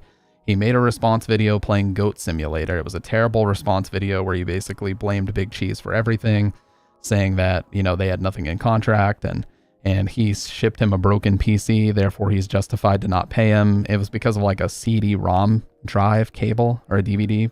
Like, it was fucking weird. Like, basically anybody that was even remotely computer savvy could have fixed this. Rich could have easily asked a friend to help him fix the PC, but instead he blamed Big Cheese, and it was a big thing. So anyways, long story short, Rich paid Big Cheese very shortly after all this went down because it was just way bigger of a thing than he ever expected. So he pays Big Cheese. They do a video together. They mend the relationship or whatever. They're cool with each other. But it didn't stop. Basically, that was the genesis of Rich's troll community. That was the genesis of Rich's detractor community, was the Big Cheese incident. And so basically it created this army of people that were like, whoa, this Review Tech USA guy is a scumbag, you know what I mean? And even though they had already fixed the problem and they had already worked it out and they're cool, it didn't change the fact that Rich's reputation took a big hit. And, you know, a lot of us, me included, because I was there, involved in the drama at the time as a little, let's see, 11 years ago. Yeah, 2014. So I was 19 when all this went down. So I was there watching all this go down, and I'm like, whoa, this guy's an asshole. You know what I mean? I unsubbed and everything. Because it just made me feel bad for like smaller YouTubers, because there was also a point in that where he basically flexed his numbers and used that to basically bully Big Cheese out of his product, you know? And I just don't like that. I don't like when big content creators punch down to smaller content creators. I really hate that type of behavior. It just, something about it just doesn't sit right with me. So anyways, sorry about that long-winded yap session. So moving on from all this, okay? Moving on from all of this, Rich has got himself into a lot of drama with Keemstar.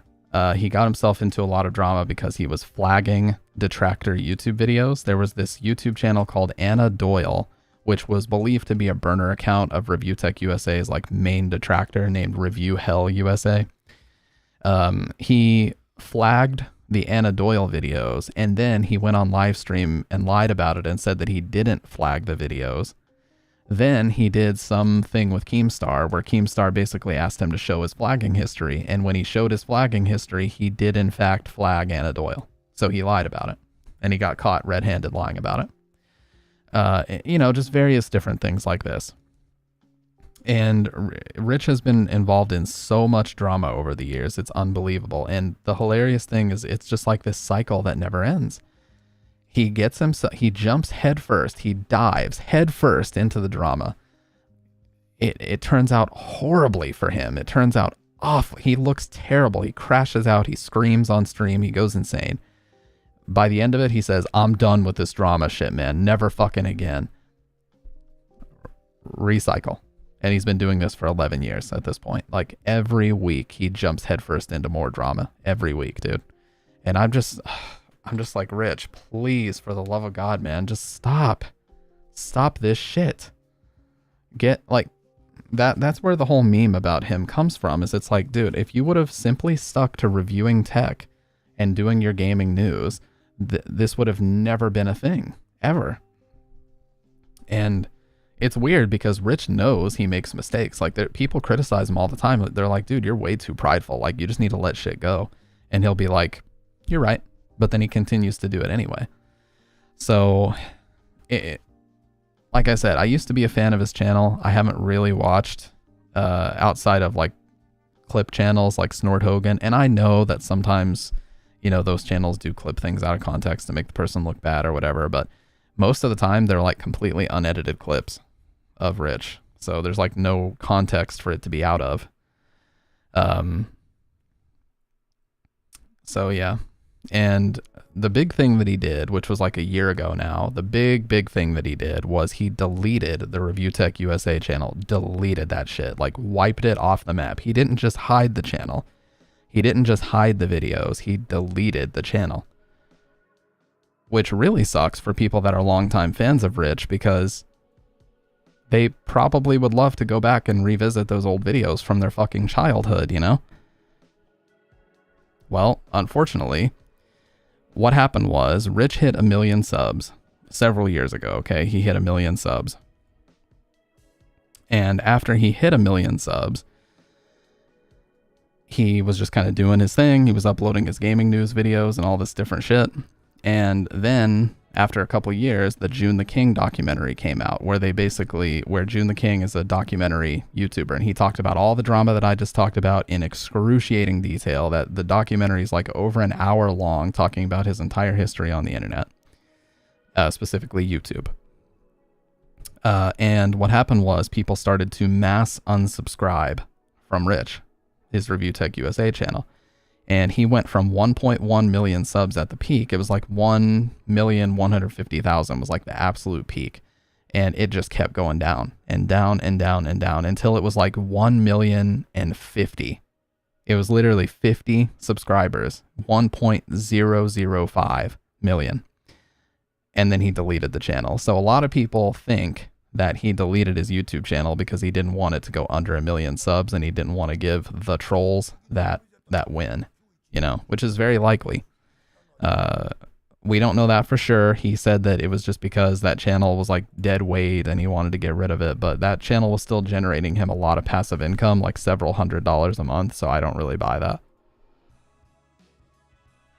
Anyways, to make an already incredibly long story short, he's now on a new channel called LolCow Basement, which the actual channel name is RTU Streams, which has like 63,000 subs, and the primary thing that he does now is live stream. That's like the main thing that he does.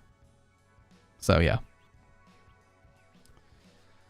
And it just sucks because like he's been on YouTube for so long that he should know better than to get himself into this drama. But even as recently as like, we're talking 2 weeks ago, he was involved in a bunch of drama. There was this family on YouTube. Again, I'm not going to name any names, but there was a father and daughter duo who have their own YouTube channel. And they apparently were planning this kind of jokingly staged like appearance at his house, where he initially was like, oh yeah, that'd be really funny, it'd be good content, and then he kind of backed out at the last second, like, oh, no, I don't really want to do this. And they were like messaging Rich the day of, like, hey, we're getting ready to head that way, you know, when are we doing this? And he didn't respond, so they just kind of drove past his house anyway. And then he freaked out. He like called the police on him. He was talking about buying guns, and then they jumped on a Discord call, and it was a big fucking thing. So even as recently as 2 weeks ago, we're talking about shit that was 10 years old. He's still involving himself in drama every single day. So you can say whatever you want, but I think it's clear that he wants drama to be his primary content at this point. Like if he truly wanted to get away from that type of content, he could have done this 10 years ago. He must enjoy it in some form or fashion, because he clearly is like never going to stop doing this, at least not with the current iteration. Sorry, at least not with the current iteration of Review Tech USA. Been yapping so long, my fucking voice is starting to go. Holy shit.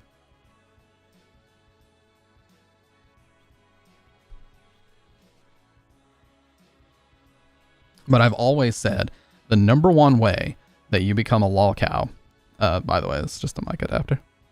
The number one way that you become a lolcow on the internet is taking yourself too seriously. So if someone comes into my stream, and trust me, this has happened many times, and they just want to be an asshole right off the rip, you know what? I'll either just not read it or just time them out, and then usually they're not bored enough to actually sit out the timeout and say something else.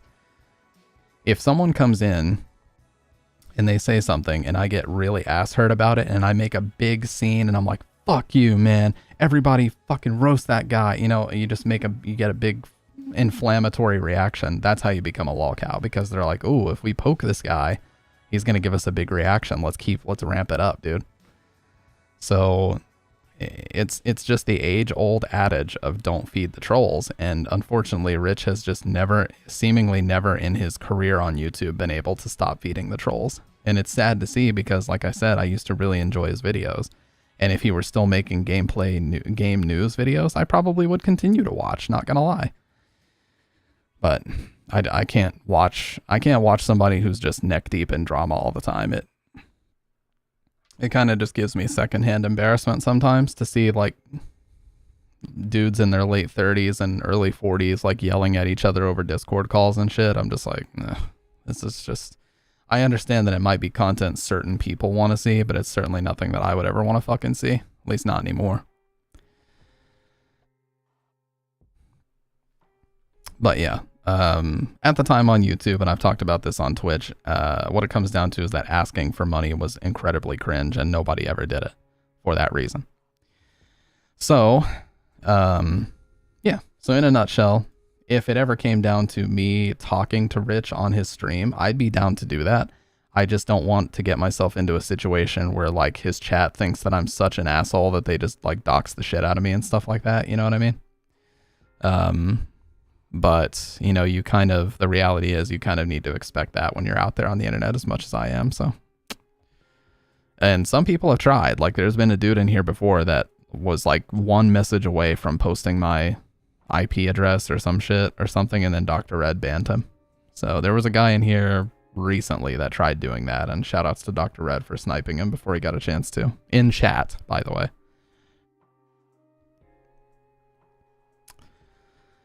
So, yeah. I would say to make a long story short, but the story's already long as fuck. It sucks. But Rich still is entrenched in drama every single fucking day. And he has done some things that we've talked about on stream that are even worse than the Big Cheese situation.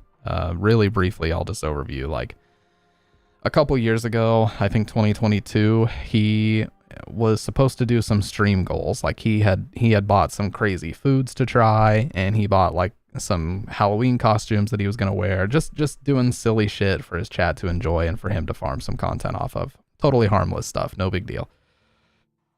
And it was around June. He's like, okay, guys, let's get serious about these goals.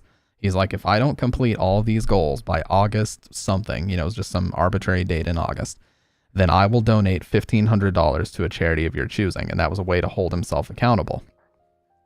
Well, long story short, he didn't do the goals. He spent basically all that time reacting to DSP, and he never did the goals. So the deadline that he himself set shows up, and his chat basically tells him like, hey, Rich, you know, you were supposed to complete the goals by today. So what's going to happen here? And he had a full blown meltdown, crash out, exploded on his chat, you know, just fucking just dropping F-bombs everywhere, just absolute meltdown, crash out over this.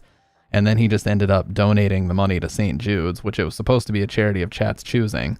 And then he just proceeded to have a meltdown for the rest of the stream. Like it was probably the worst look that you could possibly imagine. And I still to this day don't know how it got as bad as it did, but it did. So, and I can actually show that clip. Rich might copy strike me for this, but hey, if he does, I'll just take the stream down.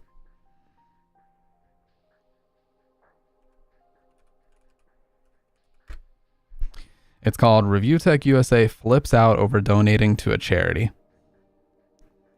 Biggest disaster stream yet, makes Wings and DSP look good. So here's what actually ended up happening.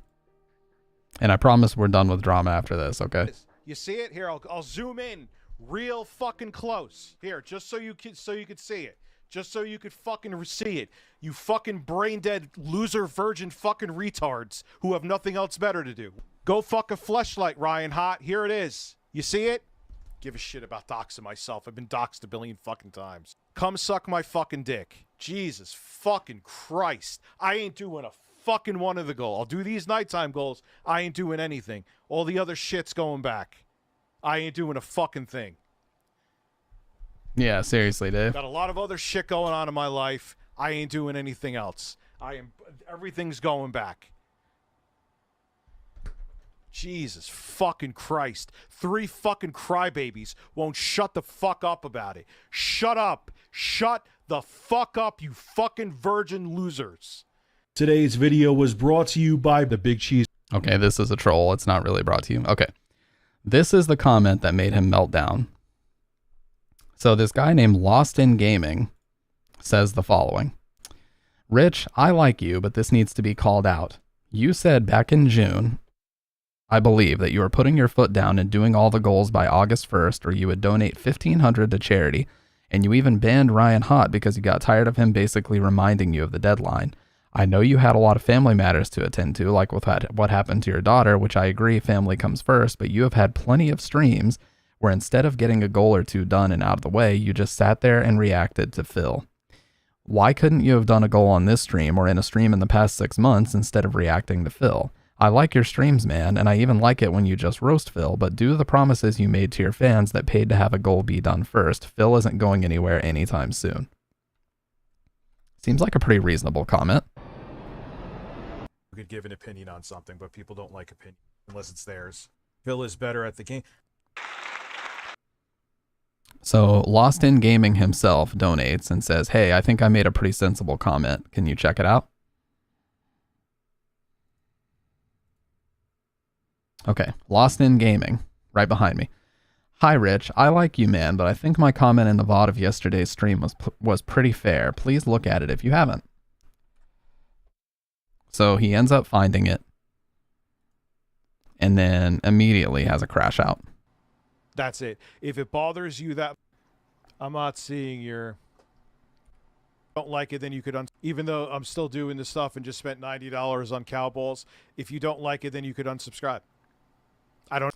Don't set a goal, and then when you don't hit the goal and someone rightfully calls you out on it, you just tell them to unsubscribe. What the fuck? I don't know what else to tell you. That's it. That's it. If it bothers you that much, I have a lot of other stuff going on in my life right now. If it bothers you that much, just unsubscribe. That's it. That is where I will end it there, and we're going to move on. There is 306 likes and 19 dislikes. It really can't be that big of a deal. Yeah, and then proceeds to use his like and dislike ratio to like back up his own argument. What the fuck is that, dude? Oh my god, what the fuck? Dude. I think something just fell into my headphones. Like a piece of hair or something. My left driver just started rattling really bad. Hang on, let me switch this shit out really quick. It's the ghost of Richard. Man said, you will not react to this any further. He put a curse on me, dude. God, that was fucking disturbing. These headphones might be fucked. I'll have to take a look.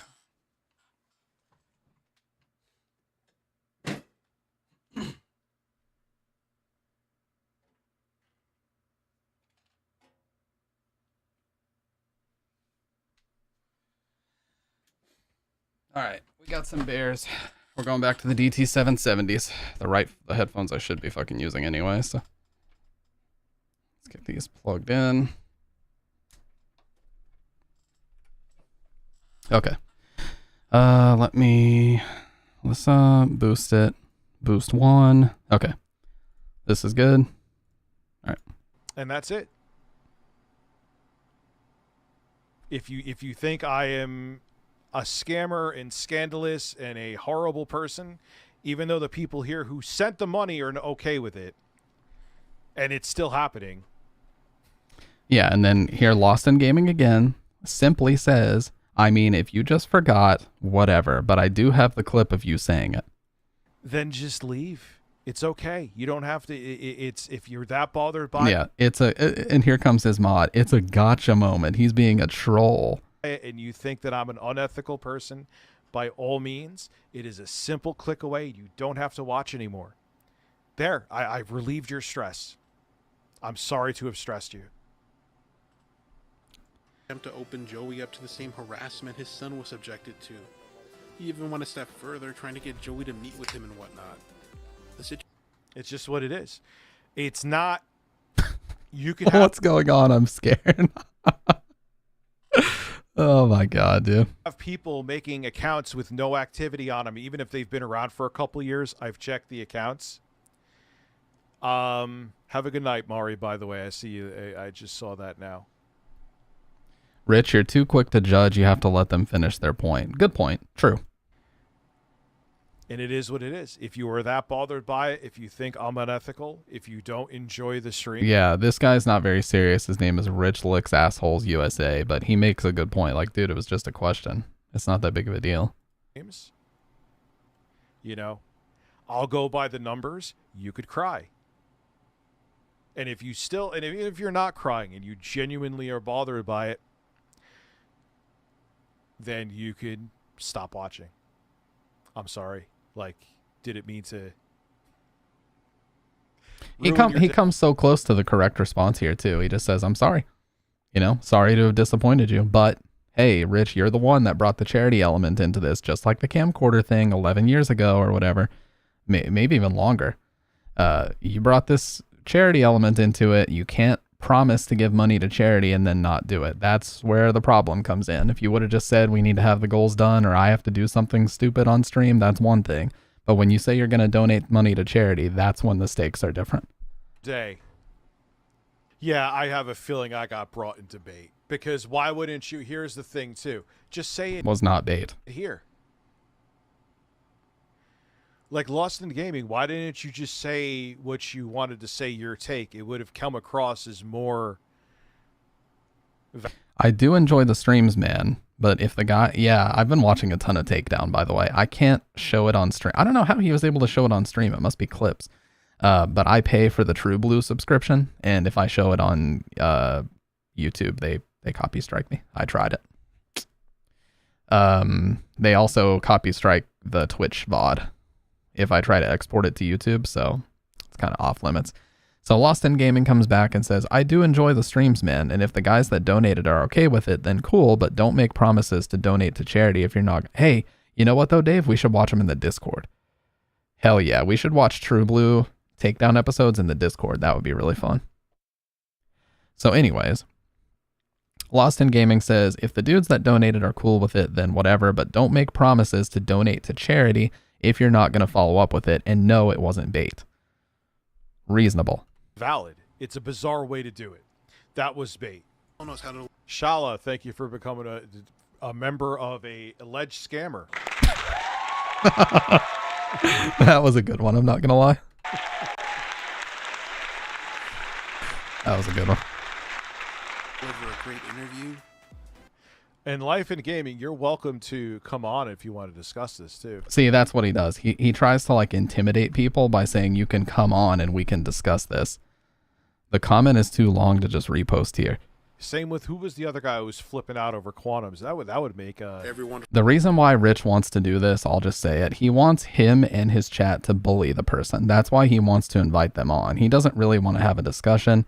He just wants the chat to spam. This guy is an idiot. This guy's a moron. This guy doesn't know what he's talking about. He's a troll, and he wants to just like dunk on them with his chat dunking on them as well. That's the only reason why he keeps inviting people on. And if he ever saw that I was watching this, he would probably invite me on too. But it's like you just don't get yourself involved in that. Yeah, he just wants to like bully the person and get them just, you know, metaphorically pull their pants down and like embarrass them on stream. Interesting stream. Like, dude, if it's like I said to you, it's that simple. I'm not going to lose my shit. I'm not. I'd say that to Rich. Why would you make a promise like that and not keep it? Going to fucking. But I don't know. Unsub to me, unfollow me, don't watch the stream. It's just don't make commitments. That's all their point is. That's okay. You could be angry at me. And again, Lost in Gaming reiterates, just don't make promises you'll donate to charity if you don't follow through with it next time. That is my only problem I had. If the guys that donated are cool, then we cool. You know, no big deal. I got a lot on my plate. You being pissed off at me for something like that is not on the top list of my priorities right now. Fair. Okay, but what if someone can still support you without being subscribed? Sorry, now I was being a smartass. God, people want to stir up controversy over fucking anything. So. I don't think he's wanting to make a big deal out of it, but rather just bringing up the topic to you. Yeah, it's like labeling the guy as a troll or someone who's trying to bait him is like also very bizarre framing, considering the guy's been nothing but respectful about his criticism. It's unbelievable. I think the point that they were trying to make is that you said if you didn't buy the first, you would donate. You didn't do it by the first, so it's annoying. I don't care either way, but looking at it from both views.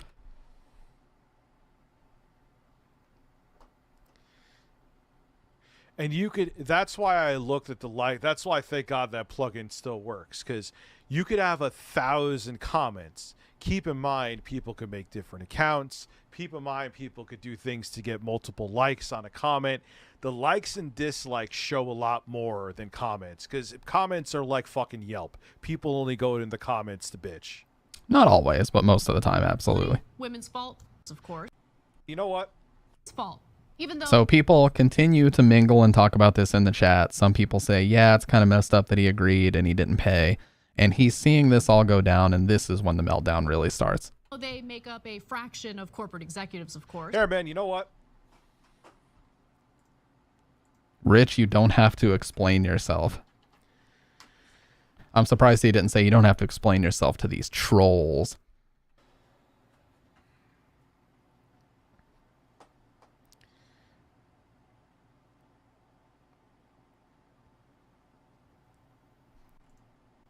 So he goes off and he makes the donation. At Lost in Gaming, I don't think you're wanting to make a big deal out of your statement. You just want to bring the topic to him, am I right? Rich, why do you keep mentioning personal life as a reason, but you have been doing longer streams anyway? Good point. He lied about donating. That's the bad look. I smell a ban incoming. Ban. Gone. Forever. Uh-oh, relax, dude. They can tell that the crash out is coming. And now I'm gonna masturbate. Lost in Gaming. That's his fucking donation sound. Lost in Gaming says one final time, if the guys that donated are cool with it, then whatever. Just don't make promises that you will donate to charity and not follow through with it. That is my only criticism. Again, the guy has been nothing but respectful. He's not a troll. Gaming donated $5. If the guys that donated are cool with it, then whatever. Just don't make promises that you will donate to charity and not follow through with it. That's my only criticism. Guys, I don't even think he's trolling. I think that's a fair criticism. You know, there's people out there fucking kids and doing everything else, but here. And where did that come from exactly? Does this count as a disaster stream? Sorry, Rich. My comment wasn't against you. I was just trying to see both ways. If you're planning on doing it, you're going to do it. I'm neutral on this whole thing. It's not going to show the fucking amount, really? Here you go.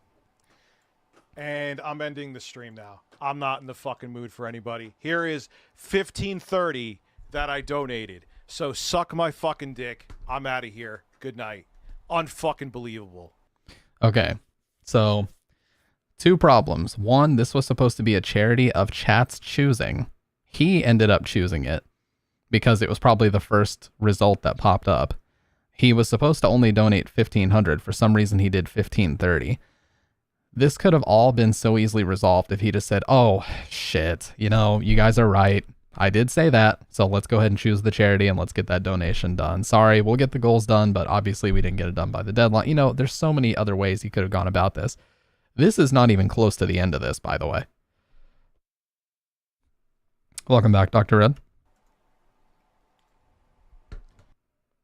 So he ends the stream, realizes how awful of a look it is, immediately comes back on stream and does this. Jesus fucking Christ. 3 fucking crybabies won't shut the fuck up about it. Shut up. Shut the fuck up, you fucking virgin losers. God damn. Go get a life. Go outside.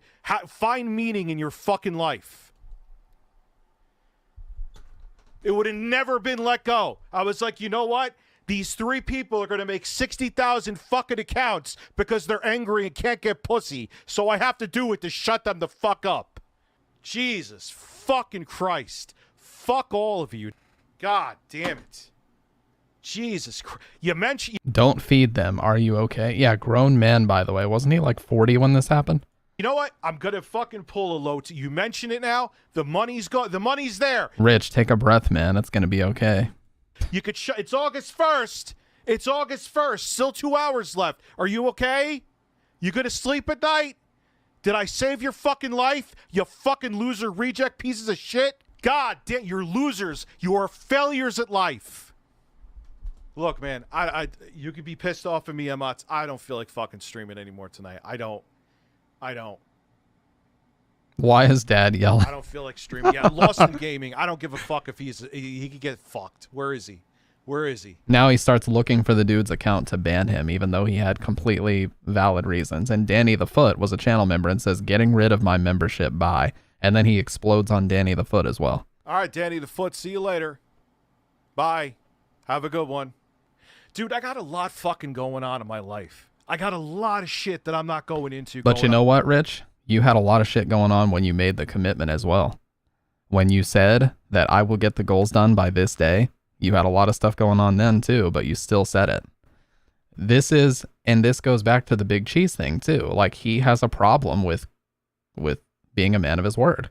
You know, when he says he's going to do something, my dad, listen, I'm not even trying to like make this a big philosophical thing. My dad always told me, like, this was his favorite saying growing up. You have two things in life. Only two things that are yours and nobody else's. Integrity and your health. They're very easy to lose and very, very difficult to get back once you lose them. Once you lose your health and you develop a crazy condition like diabetes, it's really hard to get rid of that condition. When you lose your integrity, it's incredibly, incredibly hard to build that reputation back up with other people. So if you don't, and having integrity is so simple. If you say you're going to do something, you fucking do it. This is the antithesis of integrity, what's happening right here. He said that if I don't donate by this exact specific day, I will donate to charity. And when he was held accountable for that standard that he himself set, he exploded and crashed out on stream. That's the antithesis of having integrity. Life happens, but he actively made things way worse by almost going out of his way to not follow through with it. Yeah, and as people pointed out, he had plenty of time to do these goals, but instead he sat there and reacted to DSP because it was easy, lazy content. On in my life. It wouldn't have ended. There would have been 60 other fucking sock accounts that would have done it. It would have just been every fucking day. Even if I'm not. By the way, he's just mythologizing this. He doesn't even know that this would have been real. He's just saying this. Like, even if I do the fucking Rocky Mountain oysters and the bear costume that I have right here, it's whopping August 1st. Okay, it doesn't matter if you have it. You didn't do it when you were supposed to do it. So you can have all of your little props and everything right there, but you didn't do it when you said you were going to do it. So it's irrelevant now. It would have. You did it on August 2nd, so we're gonna bitch about it incessantly every fucking goddamn fucking cocksucking day. So it had to be done. It had to be done. But it doesn't matter. They would have still done this anyway. It would have never went away. It would have never went away. So there's the donation. So what now? What is? Because I complained about it. Is that what it's gonna go to now? The money is in there. Suck my dick. Gave it to St. Jude's. Cry. Fucking Christ almighty. 3 fucking losers making 20 fucking accounts. Danny the Foot, what are you pissed off at? What are you pissed off at? Yeah, I had to, because they would have, even if tomorrow this all happened. Doesn't matter if it happened tomorrow, dude. You set the deadline. You set this, not anybody else. You can't just set a deadline and say we could have done everything tomorrow. It's the deadline. You didn't do it. Tomorrow, this all happened. It would have never been let go if it was 48 hours afterwards. So there you go. You got it. And people are pissed off and leaving. That's fine. I don't know what you're leaving for. Well, that's what they want. And what's amazing is that the people that were incessant about it, who would have made 67 accounts and donated and had voice chats, they had nothing to do with it. No, that needed to be said. I regret nothing that I did. Right. And then after all this, here comes someone with a $20 donation saying, "You're a good dude, Rich. You're a good dude, Rich." This is what Dr. Red was talking about, where it's almost like he has people who just defend him no matter what happens. He's the definition of, if you can't handle the bad side of the internet, just don't try to become a YouTuber or streamer. Yeah, exactly. If you can't handle you being broadcast out there and being open for criticism, don't become a YouTuber. Don't become a streamer. Because if you're not able to handle that, then this is not the right career path for you. Plain and simple. So someone donates him $20 and says, "You're a good dude," after he does this? What kind of twisted thinking is that? I just know I needed to come back on to explain myself. But that's fair. I'm never, ever, ever, ever promising anything again. When the fear thing is done, when it's done. When something else is done, it's done. Because you're going to have fucking rejects like that who are just not going to shut the fuck up. And that's the thing. That's not feeding a Been with you since 2012. Ain't leaving anytime soon. Troll. That's just something unavoidable. There would have been, and I'm sure they'll move on. Ryan Hott came from the fact that I called out Melanie Mack. Do you really think that he cares about ethics? Do you think he Never seen anyone cry so much because he has to give to charity. God forbid, and here are the comments at the end of the stream. God forbid people hold you to your word, Rich. I don't know what you were expecting. Throwing a hissy fit and rage quitting the stream certainly showed all of them. Talking down to people who wanted to hold you accountable kind of shows your true colors. You scammed your audience. People can call you out for that. And you could argue he still scammed them just because he donated to a charity. They were supposed to be able to vote or choose the charity. He specifically said a charity of your choosing, so you could argue he still did scam them. You can't call others out and then get upset when people hold you to the same standards you set, especially when you say you want people to hold you accountable. Yeah, it's like, he even specifically said those words, that he wanted people to hold him accountable, but once they did, he exploded. It's just like the stereotypical, if you can't handle the heat, like, get out of the fucking kitchen, you know? And also, Rich is a very primary example of somebody that can dish it all day, but can't take it to save his life. If you let the deadline pass without addressing it, you're going to have people asking about it. Not sure what you expected. It's not trolling, it's called accountability, and you ended up throwing a fit saying horrible things to some of your genuine fans.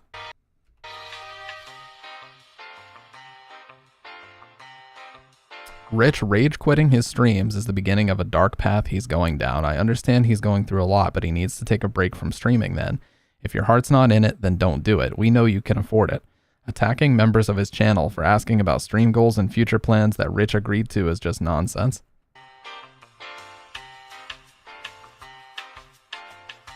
And here's Lost in Gaming, the guy who sparked all of this. Rich, I don't think you're a villain or a scam artist. Even after all this, he's still giving him the benefit of the doubt. Lost in Gaming is the good guy here. I just didn't want you to break a promise like donating to charity and not doing it. You can hate me all you want, but I guess, but I'm not a troll. I'm just an average viewer that mainly listens to the VODs while I'm at work. Anyways, thanks for donating and keeping your promise. I'll let your reaction that you had at the end slide even. This is the good dude. This is the good guy right here. If I got called the shit that Lost in Gaming got called, a fucking loser, virgin, all this shit, if I got called all these things, I'd be out. The fact that this guy is willing to let all that slide means this is the good guy right here.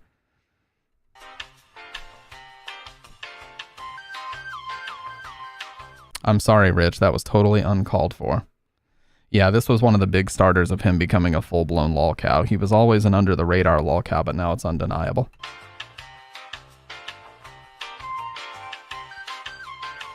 Don't set goals that you cannot keep. It's that simple. People don't forget goals, especially when they give their money for it, or when they are related to charity.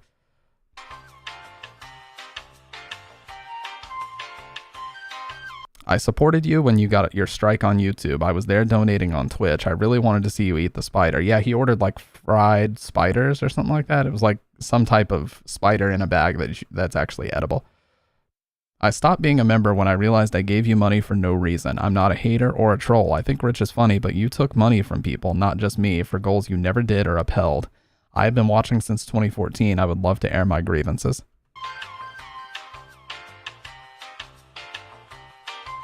I can read the room and I see you're going through a tough time, but if you set goals, you should at bare minimum address them. Even if you can't or won't do them in the moment, talk about it. Then it's out there. There will be far less people whining about it. And if people do still complain, they were going to do it anyway. Getting angry and blaming the people for bringing up something that's justified of them to do shows no humility and brings you closer to an echo chamber of people who only agree with and defend every decision. That would be disastrous for your streams. You're one of the few streamers who still isn't going down the echo chamber path. Yeah, that's not so true anymore. Let me blow my nose really quick. But that guy is speaking 100% facts, by the way. 100% he is speaking facts. And I do have some things to say about Rich. And I'm not going to be an asshole either. I want to be 100% honest about this. His chat is very much full of yes men now. Yeah, it's unfortunate.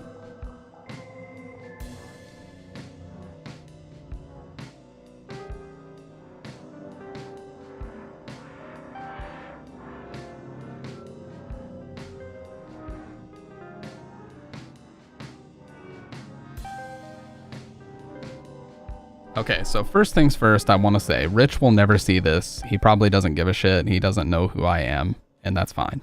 Totally fine.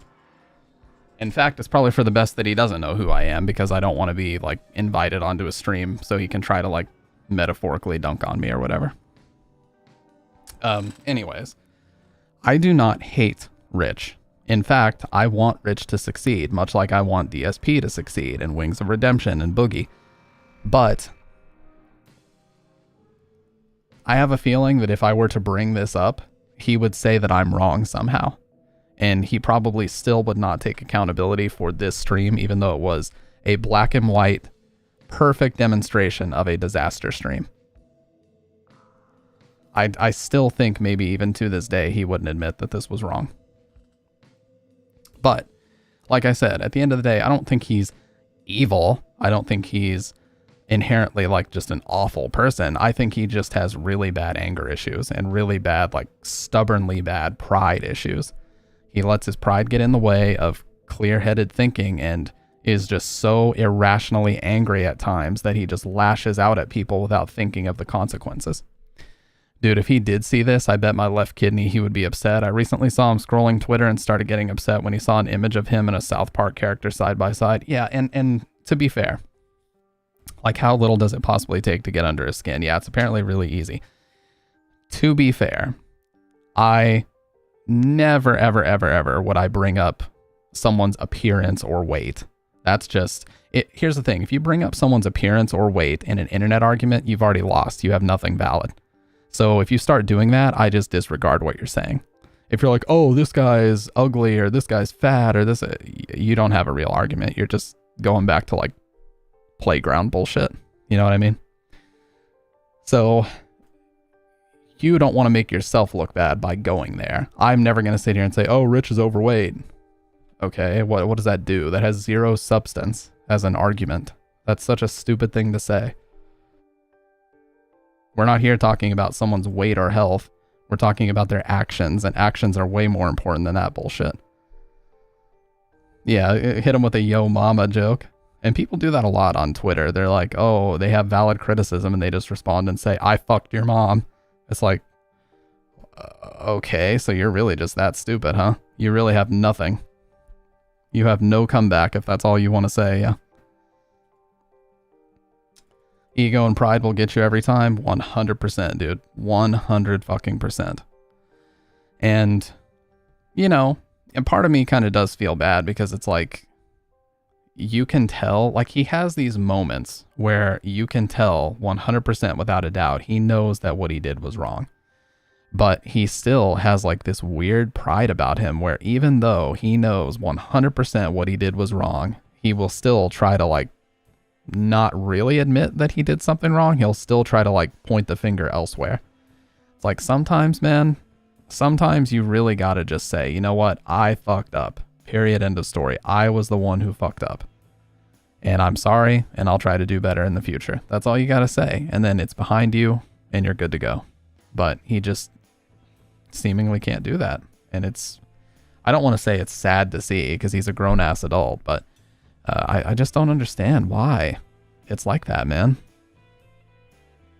It doesn't have to be that way. Admitting fault is like the easiest way to rid yourself of drama. And I think people would respect him a lot more if after this stream happened, he just basically said, look, he came back the next day and would have said, guys, I'm sorry. I was having a really terrible day. I should have never said the things that I said. I genuinely apologize, lost in game. Like if he would have called everyone out and said like, you guys were right to hold me accountable. I shouldn't have done that. And I'm going to try to not let my anger get in the way from here on out. You know, if he would have done that like the very next day, this would have been water under the bridge and everybody would have said, you know what? You're good, dude. Just try not to crash out again on us. You know what I mean? But he never did that. He just kind of moved on and pretended like it never happened. A narcissist can't admit fault or failure. Yeah. Yeah, I don't know, man. It's genuinely bizarre. That's for sure. Very, very bizarre. So, I do 100% believe that crash out was 10% of the calling out and 90% stress from what he's going through. I agree with you, yes. He did have some very dramatic stuff going on, which I'm not going to talk about, but he did have some very rough stuff going on with his family at the time. And so he was already a fire, and that being stacked on top of it was just lighter fluid being dumped on it. And again, that's not 100% his fault, but it is still his responsibility to be in control of his emotions enough that he doesn't melt down because someone held him accountable for something he wanted to be held accountable for, you know? Yeah, the streaming was like his getaway and he just wanted to chill, but he couldn't chill because, you know, people were trying to hold him accountable for something. But again, I like how I talk as if Rich gives a shit who I am. He does not give a fuck. He has no idea who I am, but I would love someday to potentially talk to him about these things. I don't know how his chat would probably just shit all over me and say that I'm an idiot and I don't know what I'm talking about or whatever, but I do think it would be an interesting conversation someday. Yeah, there was like some drama, like who hasn't Rich had a beef with? Let's be honest, dude. There's very few people that Rich hasn't beefed with in his life.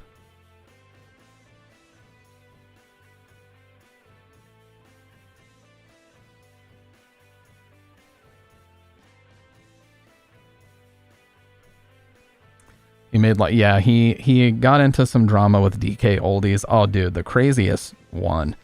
Do you guys remember when he got into drama with, Does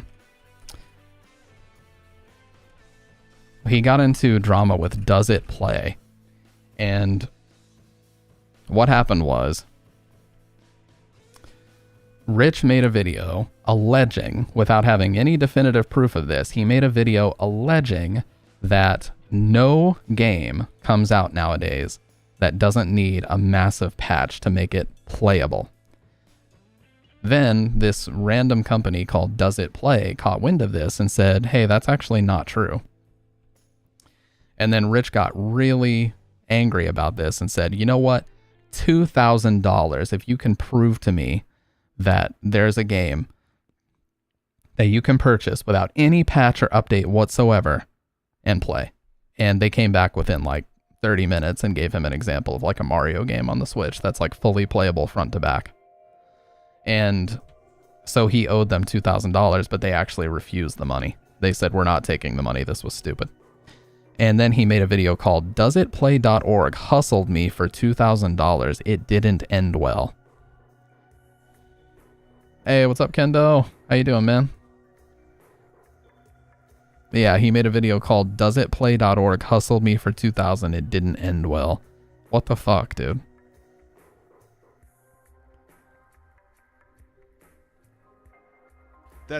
So here's what he said about it. By the way, I have this arm. This is the Gator Frameworks 3000 series mic boom arm. I actually really love the way this looks with the SM7B, but unfortunately, This cable is built into the arm, and it's a really cheap and kind of shitty cable. So with my setup and all like the power cables running everywhere, I actually get a little bit of buzzing and interference on this cable.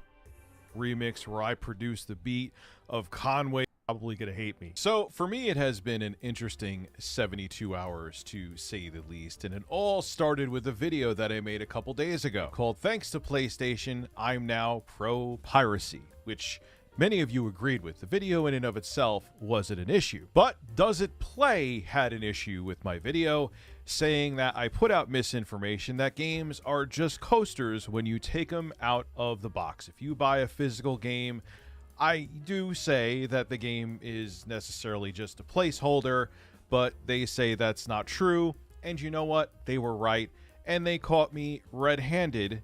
Here is a clip that they retweeted from a troll, which isn't necessarily professional of them, a known troll, by the way. Oh, please, here we go. How are they supposed to know who your trolls are, dude? This was like their first interaction with you. What are you talking about? Maybe you should have looked into that. You're a company that prides yourself on researching things like games. Maybe not retweet a troll? Just saying. Anyway, here's the clip. But I will pay you to get any single fucking game from the store that doesn't have a multi-gigabyte update. I'll pay. That's a terrible... Oh, dude. Why would you challenge a company called doesitplay.org? This is what they do. They are experts in this field. You're not an expert in this field. Don't challenge them. What the fuck, dude? Them $2,000. $2,000. Get a game from the store, Does It Play? They do. Doesn't require an update. Mario Wonder. Okay.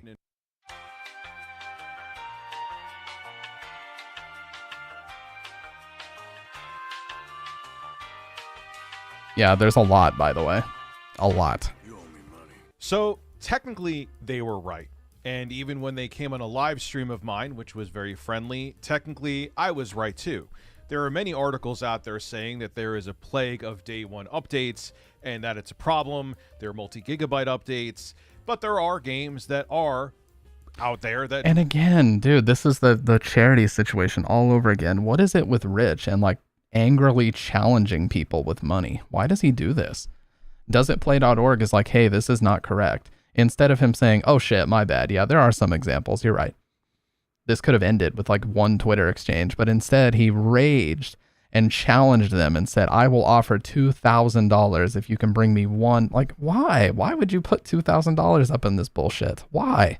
Do not need updates. And even if there is a why was that necessary? Multi-gigabyte update patch, it's not necessarily needed to play the game if you don't want to play it optimally, but you don't need the patch. The game on the disc is playable if you don't update it, if you have a console that's not connected to the internet. Well, as you saw in that clip, I said... I promise this is not glazing, by the way. Dude does have a really good voice for YouTube. I wish I had the tone of voice he's got. Kind of jealous, not gonna lie.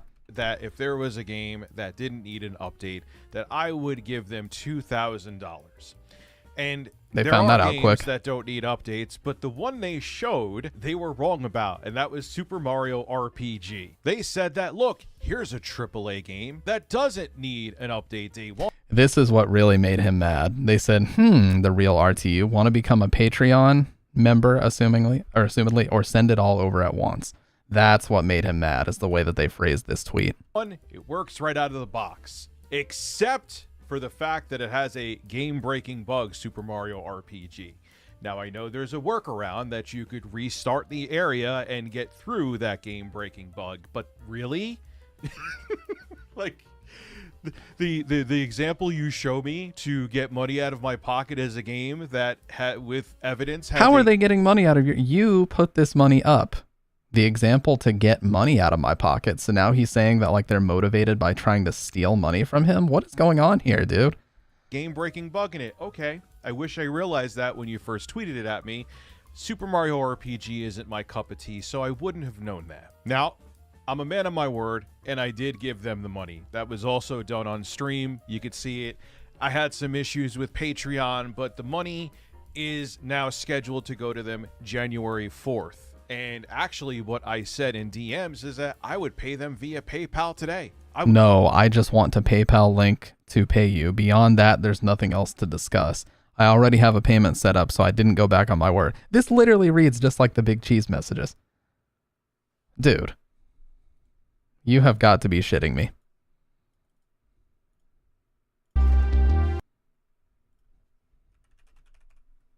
This reads exactly like the same way he messaged Big Cheese.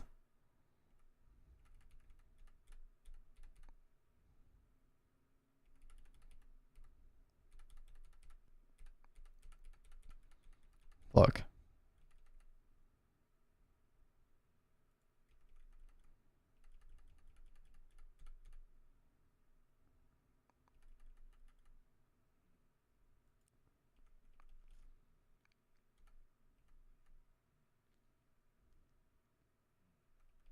We had no written contract.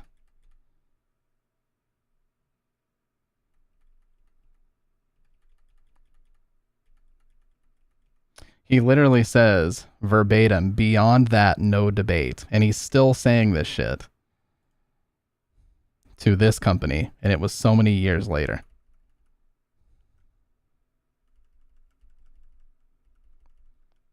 So even as far back as 2014,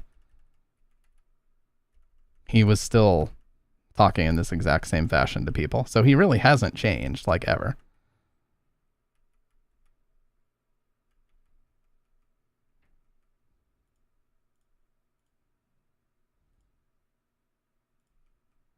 Yeah, to me, it happened to me. Right here.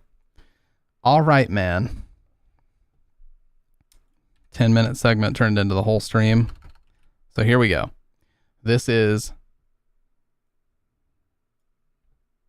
the exact same way. Look at this. Why is this not showing? Yeah, there we go. All right, man. Before I lose my shit, I'm going to end this convo. Fuck you and fuck you getting 200. And you pay shipping for your half-working Falfa truck computer. Beyond that, no debate. He's still using the, like, beyond that, whatever, message type right here. Beyond that, there's nothing else to discuss. He has literally never changed. He still messages people like this. What's up, Yellow? Oh my God, dude. Still. I would love to do it. I would love to give them the money now, one and done, know they have it, and we could go our separate ways. But they refunded my PayPal money, and they're saying they no longer want the $2,000. You saw my DMs. We're going to blur out their side of the DMs. I'm not posting DMs from anybody, but I will say what they said because it's an integral part of this video. So I technically was wrong.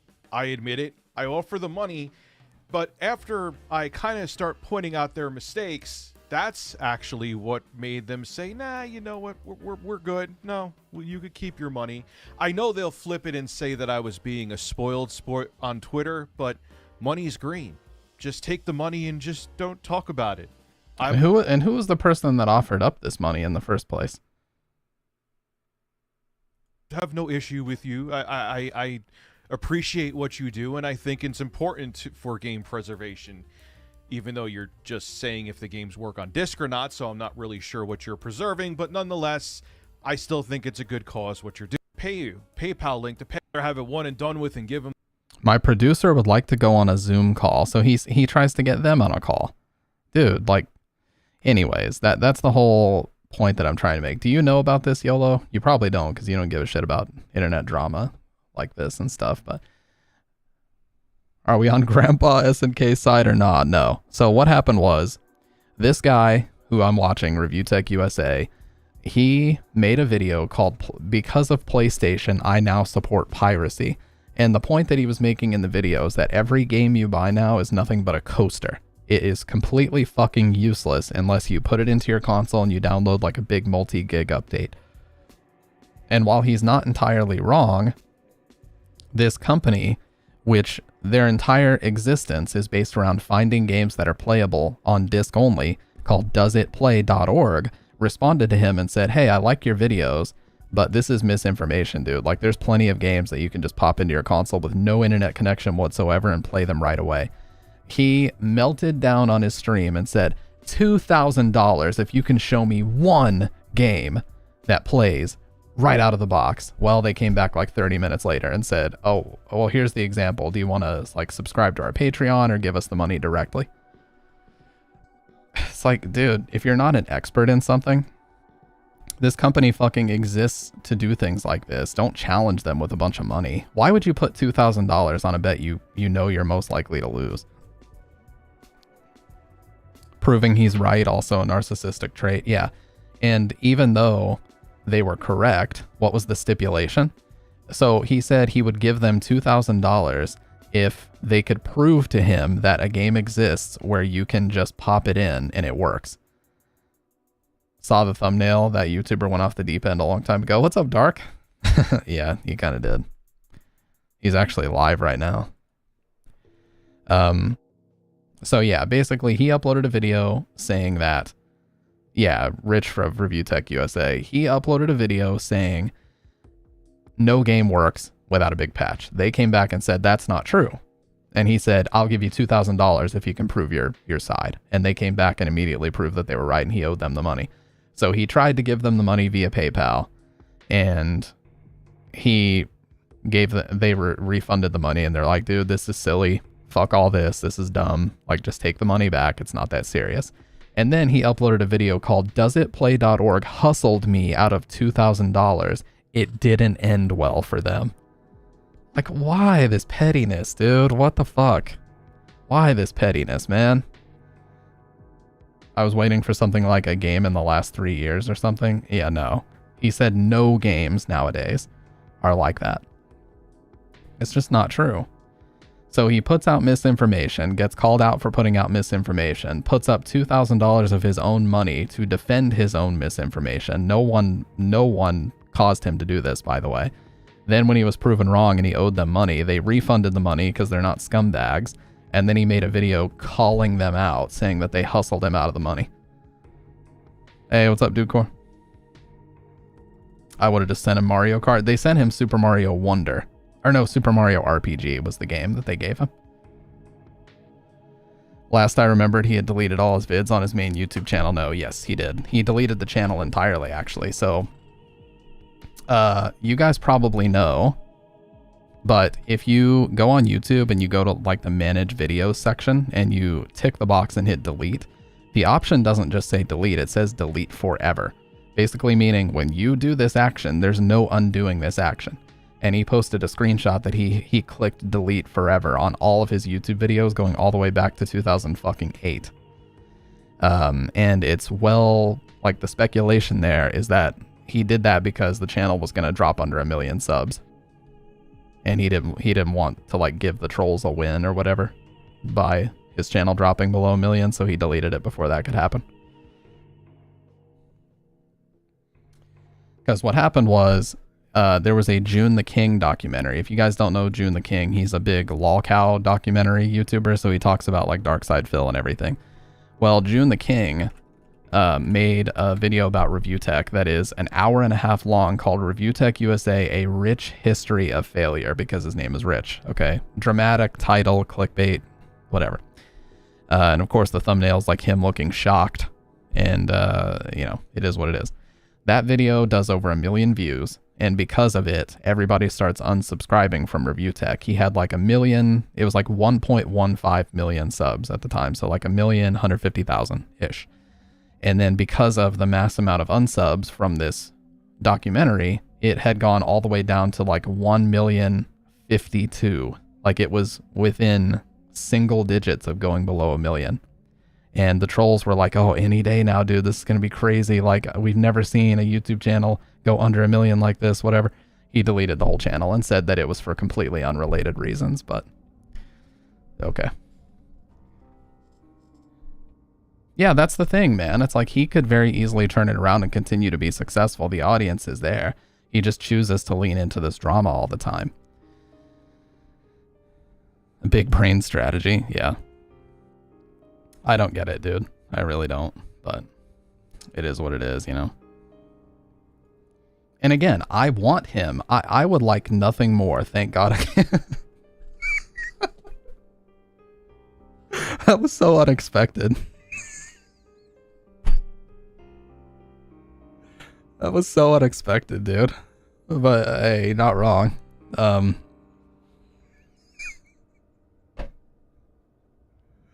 Oh my god. Okay. Anyways, yeah, not wrong.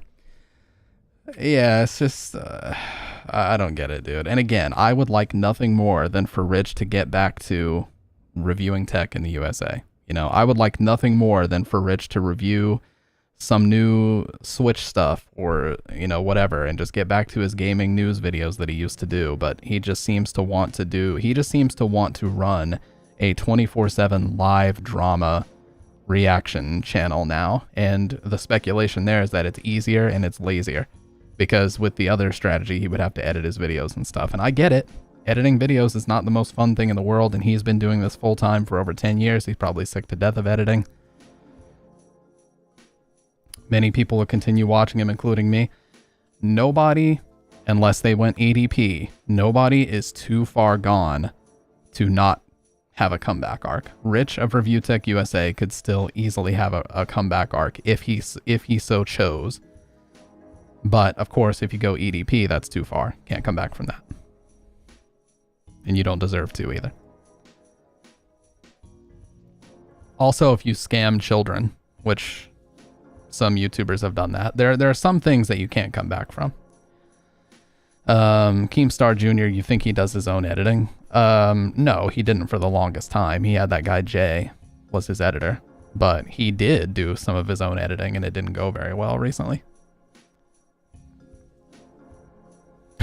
Speaking of too far gone, what happened to that jackass with the mustache? Dr. Disrespect? Yeah. So, Dr. Disrespect, yes, he admitted to messaging a minor.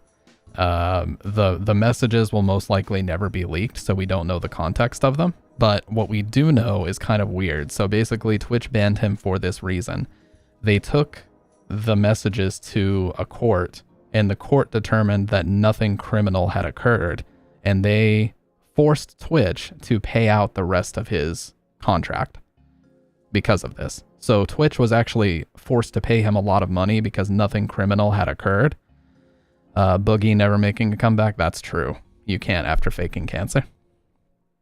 But yeah, Twitch, so we don't know the messages. Nobody will probably ever know the messages, but Twitch said that he was messaging a minor. He admitted that he was messaging a minor. The only thing he said about the messages was that they sometimes leaned in the direction of being somewhat inappropriate. That's exactly what he said verbatim about him. We don't know what that means. We don't know if that means they were making edgy jokes. We don't know if that means sexual. We don't know what that means. But it's fucking stupid either way, because he was like 39 years old whenever this happened. So, should have never happened, but it did. Okay. So, after this happened, his YouTube... Hey, no problem, Dr. Red. I appreciate you hanging out as always, dude. We'll probably be back tomorrow night. You know how it is. So anyways, his YouTube channel gets demonetized and everything for a few months. He recently just got remonetized, but the big news is that he went to Rumble Gaming, and now he live streams over on Rumble, I guess. I don't know if that's still happening, but yeah. So that's what happened with the whole Dr. Disrespect thing. It's, like I said, unless we see the messages, which I'm not advocating for them to leak or anything, but unless we see the messages someday, there's no way for us to determine exactly what the content of them was, but it's pretty clear what the public perception of it is. And my big thing is like, dude, just as a blanket rule, don't ever get into like stupid DM conversations with fans ever. Especially when you're a streamer of that size, that's the worst thing. Like, what was he thinking? Anybody could pull any of those messages out of context and make them look bad. Not saying they did, he's admitted it, so he's at fault. 100% he's at fault. Where's the sim swappers in the chat? Rumble is where Twitch streamers go to perform for even bigger versions. Oh my god. But not wrong. Rumble is like Kick, where Rumble and Kick are like basically where the banned streamers go, right? Isn't that kind of what they're like? Like those sites have very lax terms of service and stuff. Not saying Twitch is perfect, it's far from perfect. Twitch has a lot of issues with very strange priorities in the way that they enforce their rules, but I'm not here to talk about that. The only thing I will say is if you guys remember it was either 2021 or 2022, we're talking mostly post-pandemic. There was a big meta on Twitch known as the hot tub meta. And what basically the loophole that was discovered is if you put a hot tub in your fucking bedroom, it's considered a beach wear appropriate stream. And so they would basically put on these super fucking tiny bikinis and they would stream from a hot tub in their bedroom. Okay. And this was allowed by Twitch because it fit under, like I said, the beach wear appropriate clothing. Because you can't do this if you're just sitting at your computer, but if you're in a hot tub, you're allowed to do it. It's not a big deal. So they were doing this. Everybody's fucking homepage was just filled with tits hanging out and asses and all these women wearing bikinis and everything. And everybody's telling Twitch, like, what are you doing? What the hell is happening to this website? Like, this literally looks like OnlyFans right now. What the fuck are you doing? And in the middle of everybody making a big scene about it, they come out and they say, guys, we have banned the word blind. We've banned the phrase blind playthrough because it might be offensive to some people. Great job. Great fucking job. Like, this is what I mean. Like, there can be an obvious present fucking issue with the website and they choose to like prioritize the strangest, most obscure fucking things that not a soul was actually complaining about versus like maybe one weirdo on Twitter was complaining about that. Yeah, what channels were these so I can tell everybody not to go fucking watch them? Peak Twitch, TBH. Yeah, but there was a pretty fucking silly argument going on at the time where everybody's like, these hot tub streamers are stealing my viewers, dude. It's like you go into a hot tub streamers chat and it's like Chris set with a bunch of fucking numbers. And they're like, can you take off your socks, dude? I'll pay you, dude. It's like clearly a burner account that some fucking moron made so that they could ask him to like take different articles of clothing off. Like, they're not stealing your viewers, okay? These people are not on Twitch to watch games, so stop with that argument right the fuck now. Now the new meta is porn whores. Oh, you mean like former porn stars? Yeah. Found out they can make 5 to 6 figures a month playing Roblox instead of getting... Oh my god, instead of getting triple dicked for $500. Oh my god, dude. That was happening a long time ago though, to be fair. Like, there's a few, I'm not going to name names, but there's a few former porn stars that are on Twitch doing very well for themselves for obvious reasons. And hey, look, if they're able to get out of that industry and they didn't want to be in that industry, now they can sit at their computer and make similar, if not more money. Fucking good for them, you know? But it's a little hypocritical to, you know, I think it's kind of hypocritical because some of them have like really strict rules about never mentioning that. Like, don't ever mention that I used to do that. It's like, well, the shit's out there and the internet's forever, dude. Like, it's going to be out there and it's going to be mentioned, whether you want it to be or not. A long time ago, how do I know? Because there was like a 2 or 3 week period when like 3 former porn stars all popped up on Twitch at the same time playing like Call of Duty or some shit. Like the most mainstream popular game. Sasha Grey is one. Sasha Grey has turned into like a very large streamer at this point. Yeah, you can imagine what the chat is like. It's like, dude, it's out there, okay? It's out there. He's a scholar and a gentleman. But yeah, like I said, if they don't want to be in the adult industry or whatever anymore and they would rather Twitch stream, then cool. You know, get the fucking bag or whatever people say these days. Do they still even say get the bag, or is that an outdated meme at this point?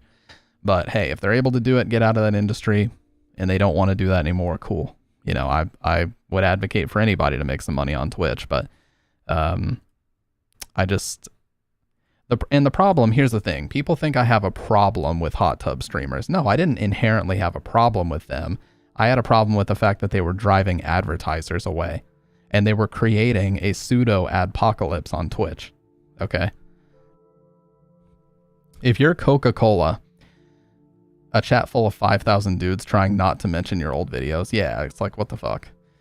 If you are Coca-Cola, if you're Doritos, if you're DoorDash, any of these companies that frequently advertise on Twitch, I see like battery ads all the time from like Rayvac and fucking Duracell and Energizer and all that shit. If you're any of these companies that regularly advertise on Twitch, do you now want your advertisement attached to some girl in a bikini that's like clearly, you know, just playing it up for the camera and essentially being like a softcore porn stream? No, you're going to pull your advertisements out because that's a terrible look for your company. There's a reason why if you go to adult websites, they typically only advertise other adult websites. Okay, nobody's going to go on fucking Pornhub and see an ad for Doritos. Nobody's going to go on Pornhub and see an ad for Walmart. It doesn't fucking work that way. You go to these places and you see an ad for some fucking fake ass Viagra substitute, or you see an ad for another porn website, because the advertisers want nothing to do with that stuff. It makes them look bad. At least in their minds, okay? And that's the reason why they don't mess with it. So if you now have a website that is full of this content, and you go to the homepage and you just see bikinis everywhere, well, advertisers are like, I'm fucking out. I'm out of here. Okay? So they were creating a pseudo adpocalypse on Twitch, and that's why everybody was so vocal about it. It's like, dude, my ad money is disappearing. Do something about this. What are you doing? Definitely speaking from experience, dude. Duh. But it's not like vast experience, but I mean, I think it's the most normal thing in the world. But anyways, for, you know, when you're like, you know, 18 to 22 on the fucking internet, that's just, it is what it is. But that's why you see these advertisements placed the way that they are. And what was happening on Twitch was a valid criticism. They're going to people like DJ Weed, who was like a community manager at the time. They're going to Dan Clancy, who was the CEO. They're like, dude, do something about this shit. Why are you not fixing this? And they decide to ban the phrase blind playthrough because it might be offensive to blind people. Wow, you know what? That was the change that we needed to get these advertisers to stick around, hey? The platform is saved. Everyone rejoice. They've solved the platform.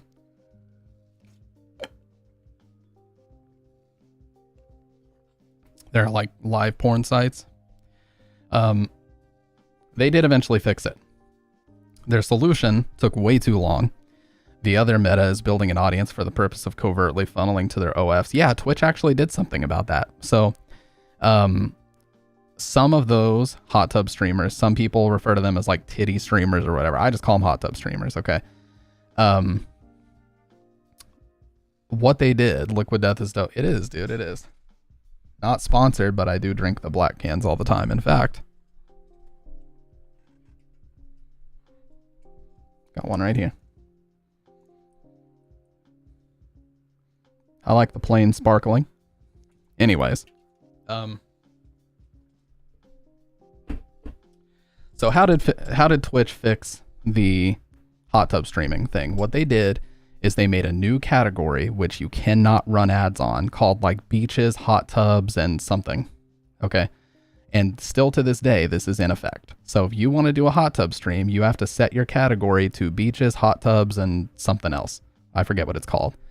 And when you do that, it disables ads, and you're basically sectioned off into this category, just like with the politics tag. If you're a political streamer, you're discussing political topics, you got to put the political tag on your stream, and they will disable ads because they don't want ads running on potentially inflammatory political discussions, and that's fair, totally reasonable.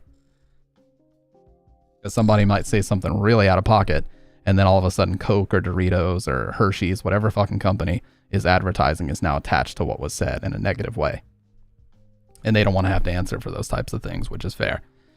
So that's how they fixed the hot tub meta. So what happened next? Well, then it became the booba meta, where basically a woman would stand there completely topless, but she would be this close to the camera. So you could see the top of her chest, like right as the boobs were starting, but you couldn't see, obviously, the whole thing. So they would just stand there right next to the camera, naked, essentially. And that was the next meta. So they had to do something about that, too. It's like, what in the fuck, dude? I began typing a Hassan comment. Yeah, a lot of streamers did that. They would like put fucking oil on so they looked super shiny, and then they would just stand naked right in front of the camera. It's like, what the fuck is going on this website, dude?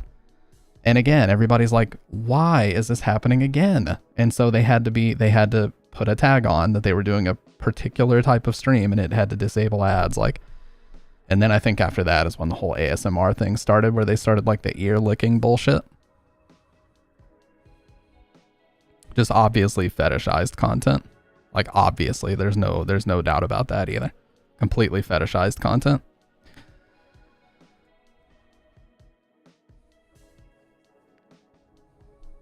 Yeah. It was like they would buy those mics. It's like the 3DO. Let me see. 3DO mic. So it would look like this. They would buy this binaural mic for $2,000. They would buy this thing, and it's shaped like two ears. And they would just start like leaning right up to it and like licking the ears. And that would be all their content. And they would call it ASMR, even though it was obviously fetishized.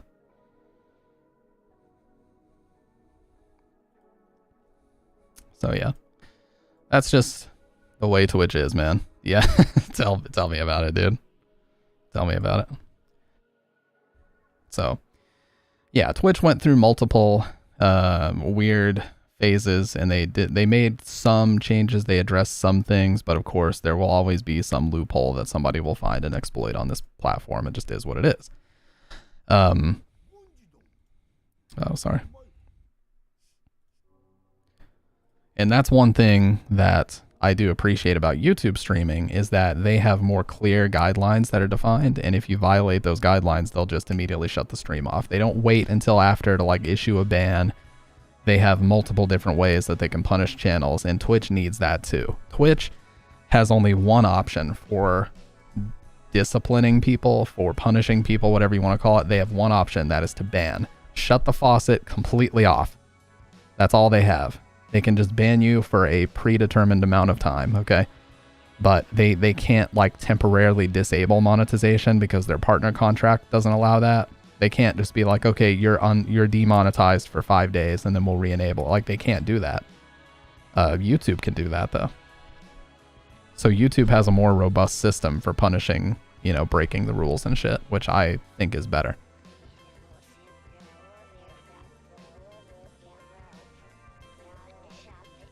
So it is what it is. At the end of the day, Twitch right now is still the superior platform, but it's getting closer every day that goes by. It's getting closer. And I think, you know, at the end of the day, Twitch does offer good options for growth and different things, but the thing is, you really have to kind of know somebody.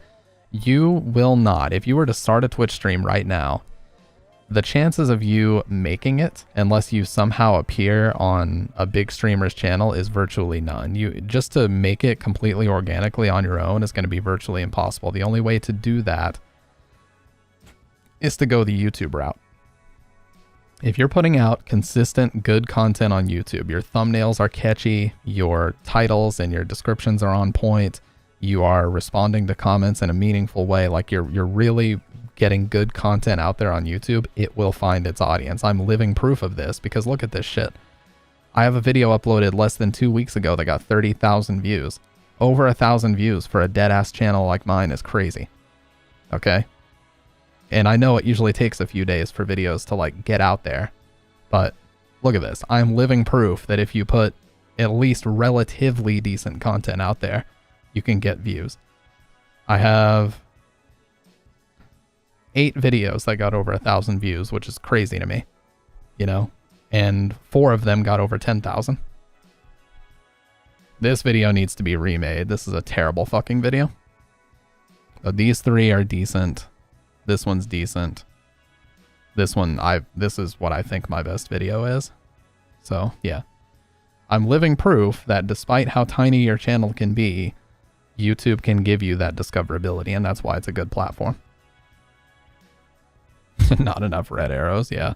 I need to draw more red arrows and be more cringy in the thumbnails and make the dumbest titles ever. I called Freddy Fazbear at 3 in the morning. OMG, he actually answered. That's the type of stupid shit I need to make. Yeah, pog faces and dumb shit like that. Good God. But I tell you though, if I was able to hire an editor, dude, it would be over. I would be pumping out fucking 6 videos a week. Because editors are so amazing, because you could just have them watch your live stream. They could just download the whole stream and they could just edit it down into like 6 usable YouTube videos, you know? That whole segment of us talking about review tech could be its own video. The whole segment of us talking about Twitch policies could be a video. But it's just too difficult for one person to do all the live streaming, to download all the footage, to edit it all themselves, especially if they're not doing this shit full time. If you're a full-time content creator, that's one thing. Need to make SH videos and talk about how the ending broke me. Yeah, and the thumbnail needs to be me. Oh, hold on. Yeah, here, I'll show you what the thumbnail needs to be.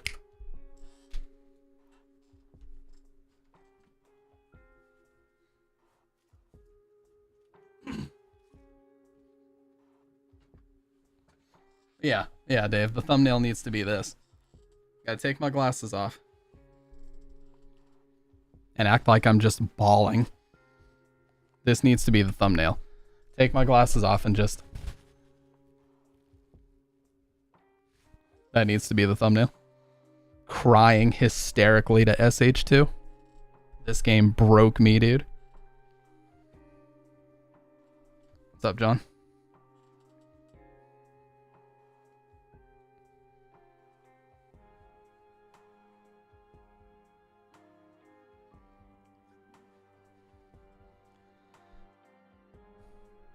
Need a Ragnarok playthrough ASAP. I played more today. But yeah, it's good. I think we're in a really good position with YouTube right now, and I'm really happy with the videos I'm putting out. So at the end of the day, it's all about consistency. And as you guys can see, I've actually been uploading consistently recently, and while also streaming. I'm getting way faster at video editing, and there's a few other types of videos I would like to make. But, you know, they're in the works. They're literally a project file in my Adobe Premiere. Okay. 3 stream streak. Yeah, didn't yours end at like 117 before, John? Or something like that?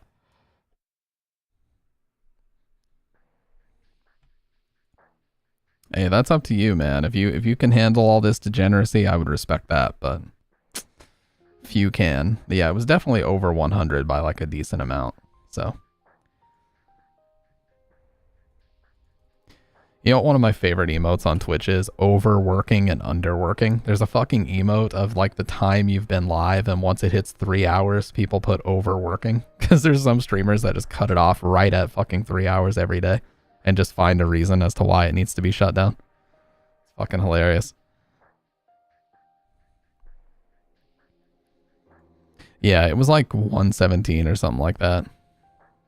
Dude, I think 4 hours most of the time is the sweet spot. If you're actually playing a game, I think 4 hours is the sweet spot.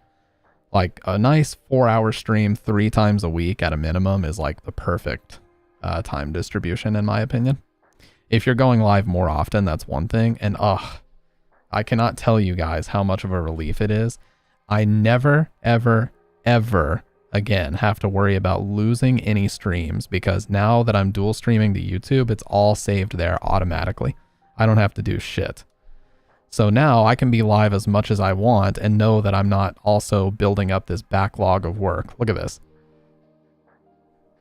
Every stream that I've done since being on YouTube, it's right the fuck here.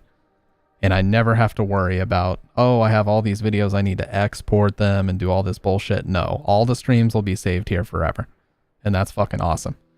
So now I can stream way more often because I don't have to worry about this shit. And it is what it is. We're good to go. Yeah. Dude core. Yeah, multi-chat. It's just not, it's going to have to just not be a thing, unfortunately. Like I said, guys, I can see both chats. I have both the chats on my thing, but it's apparently against Twitch's simulcast guidelines, as they call them, to do it the way that I was going to do it. So it is what it is. I unfortunately can't do it. Well, gamers, Let's check something out here.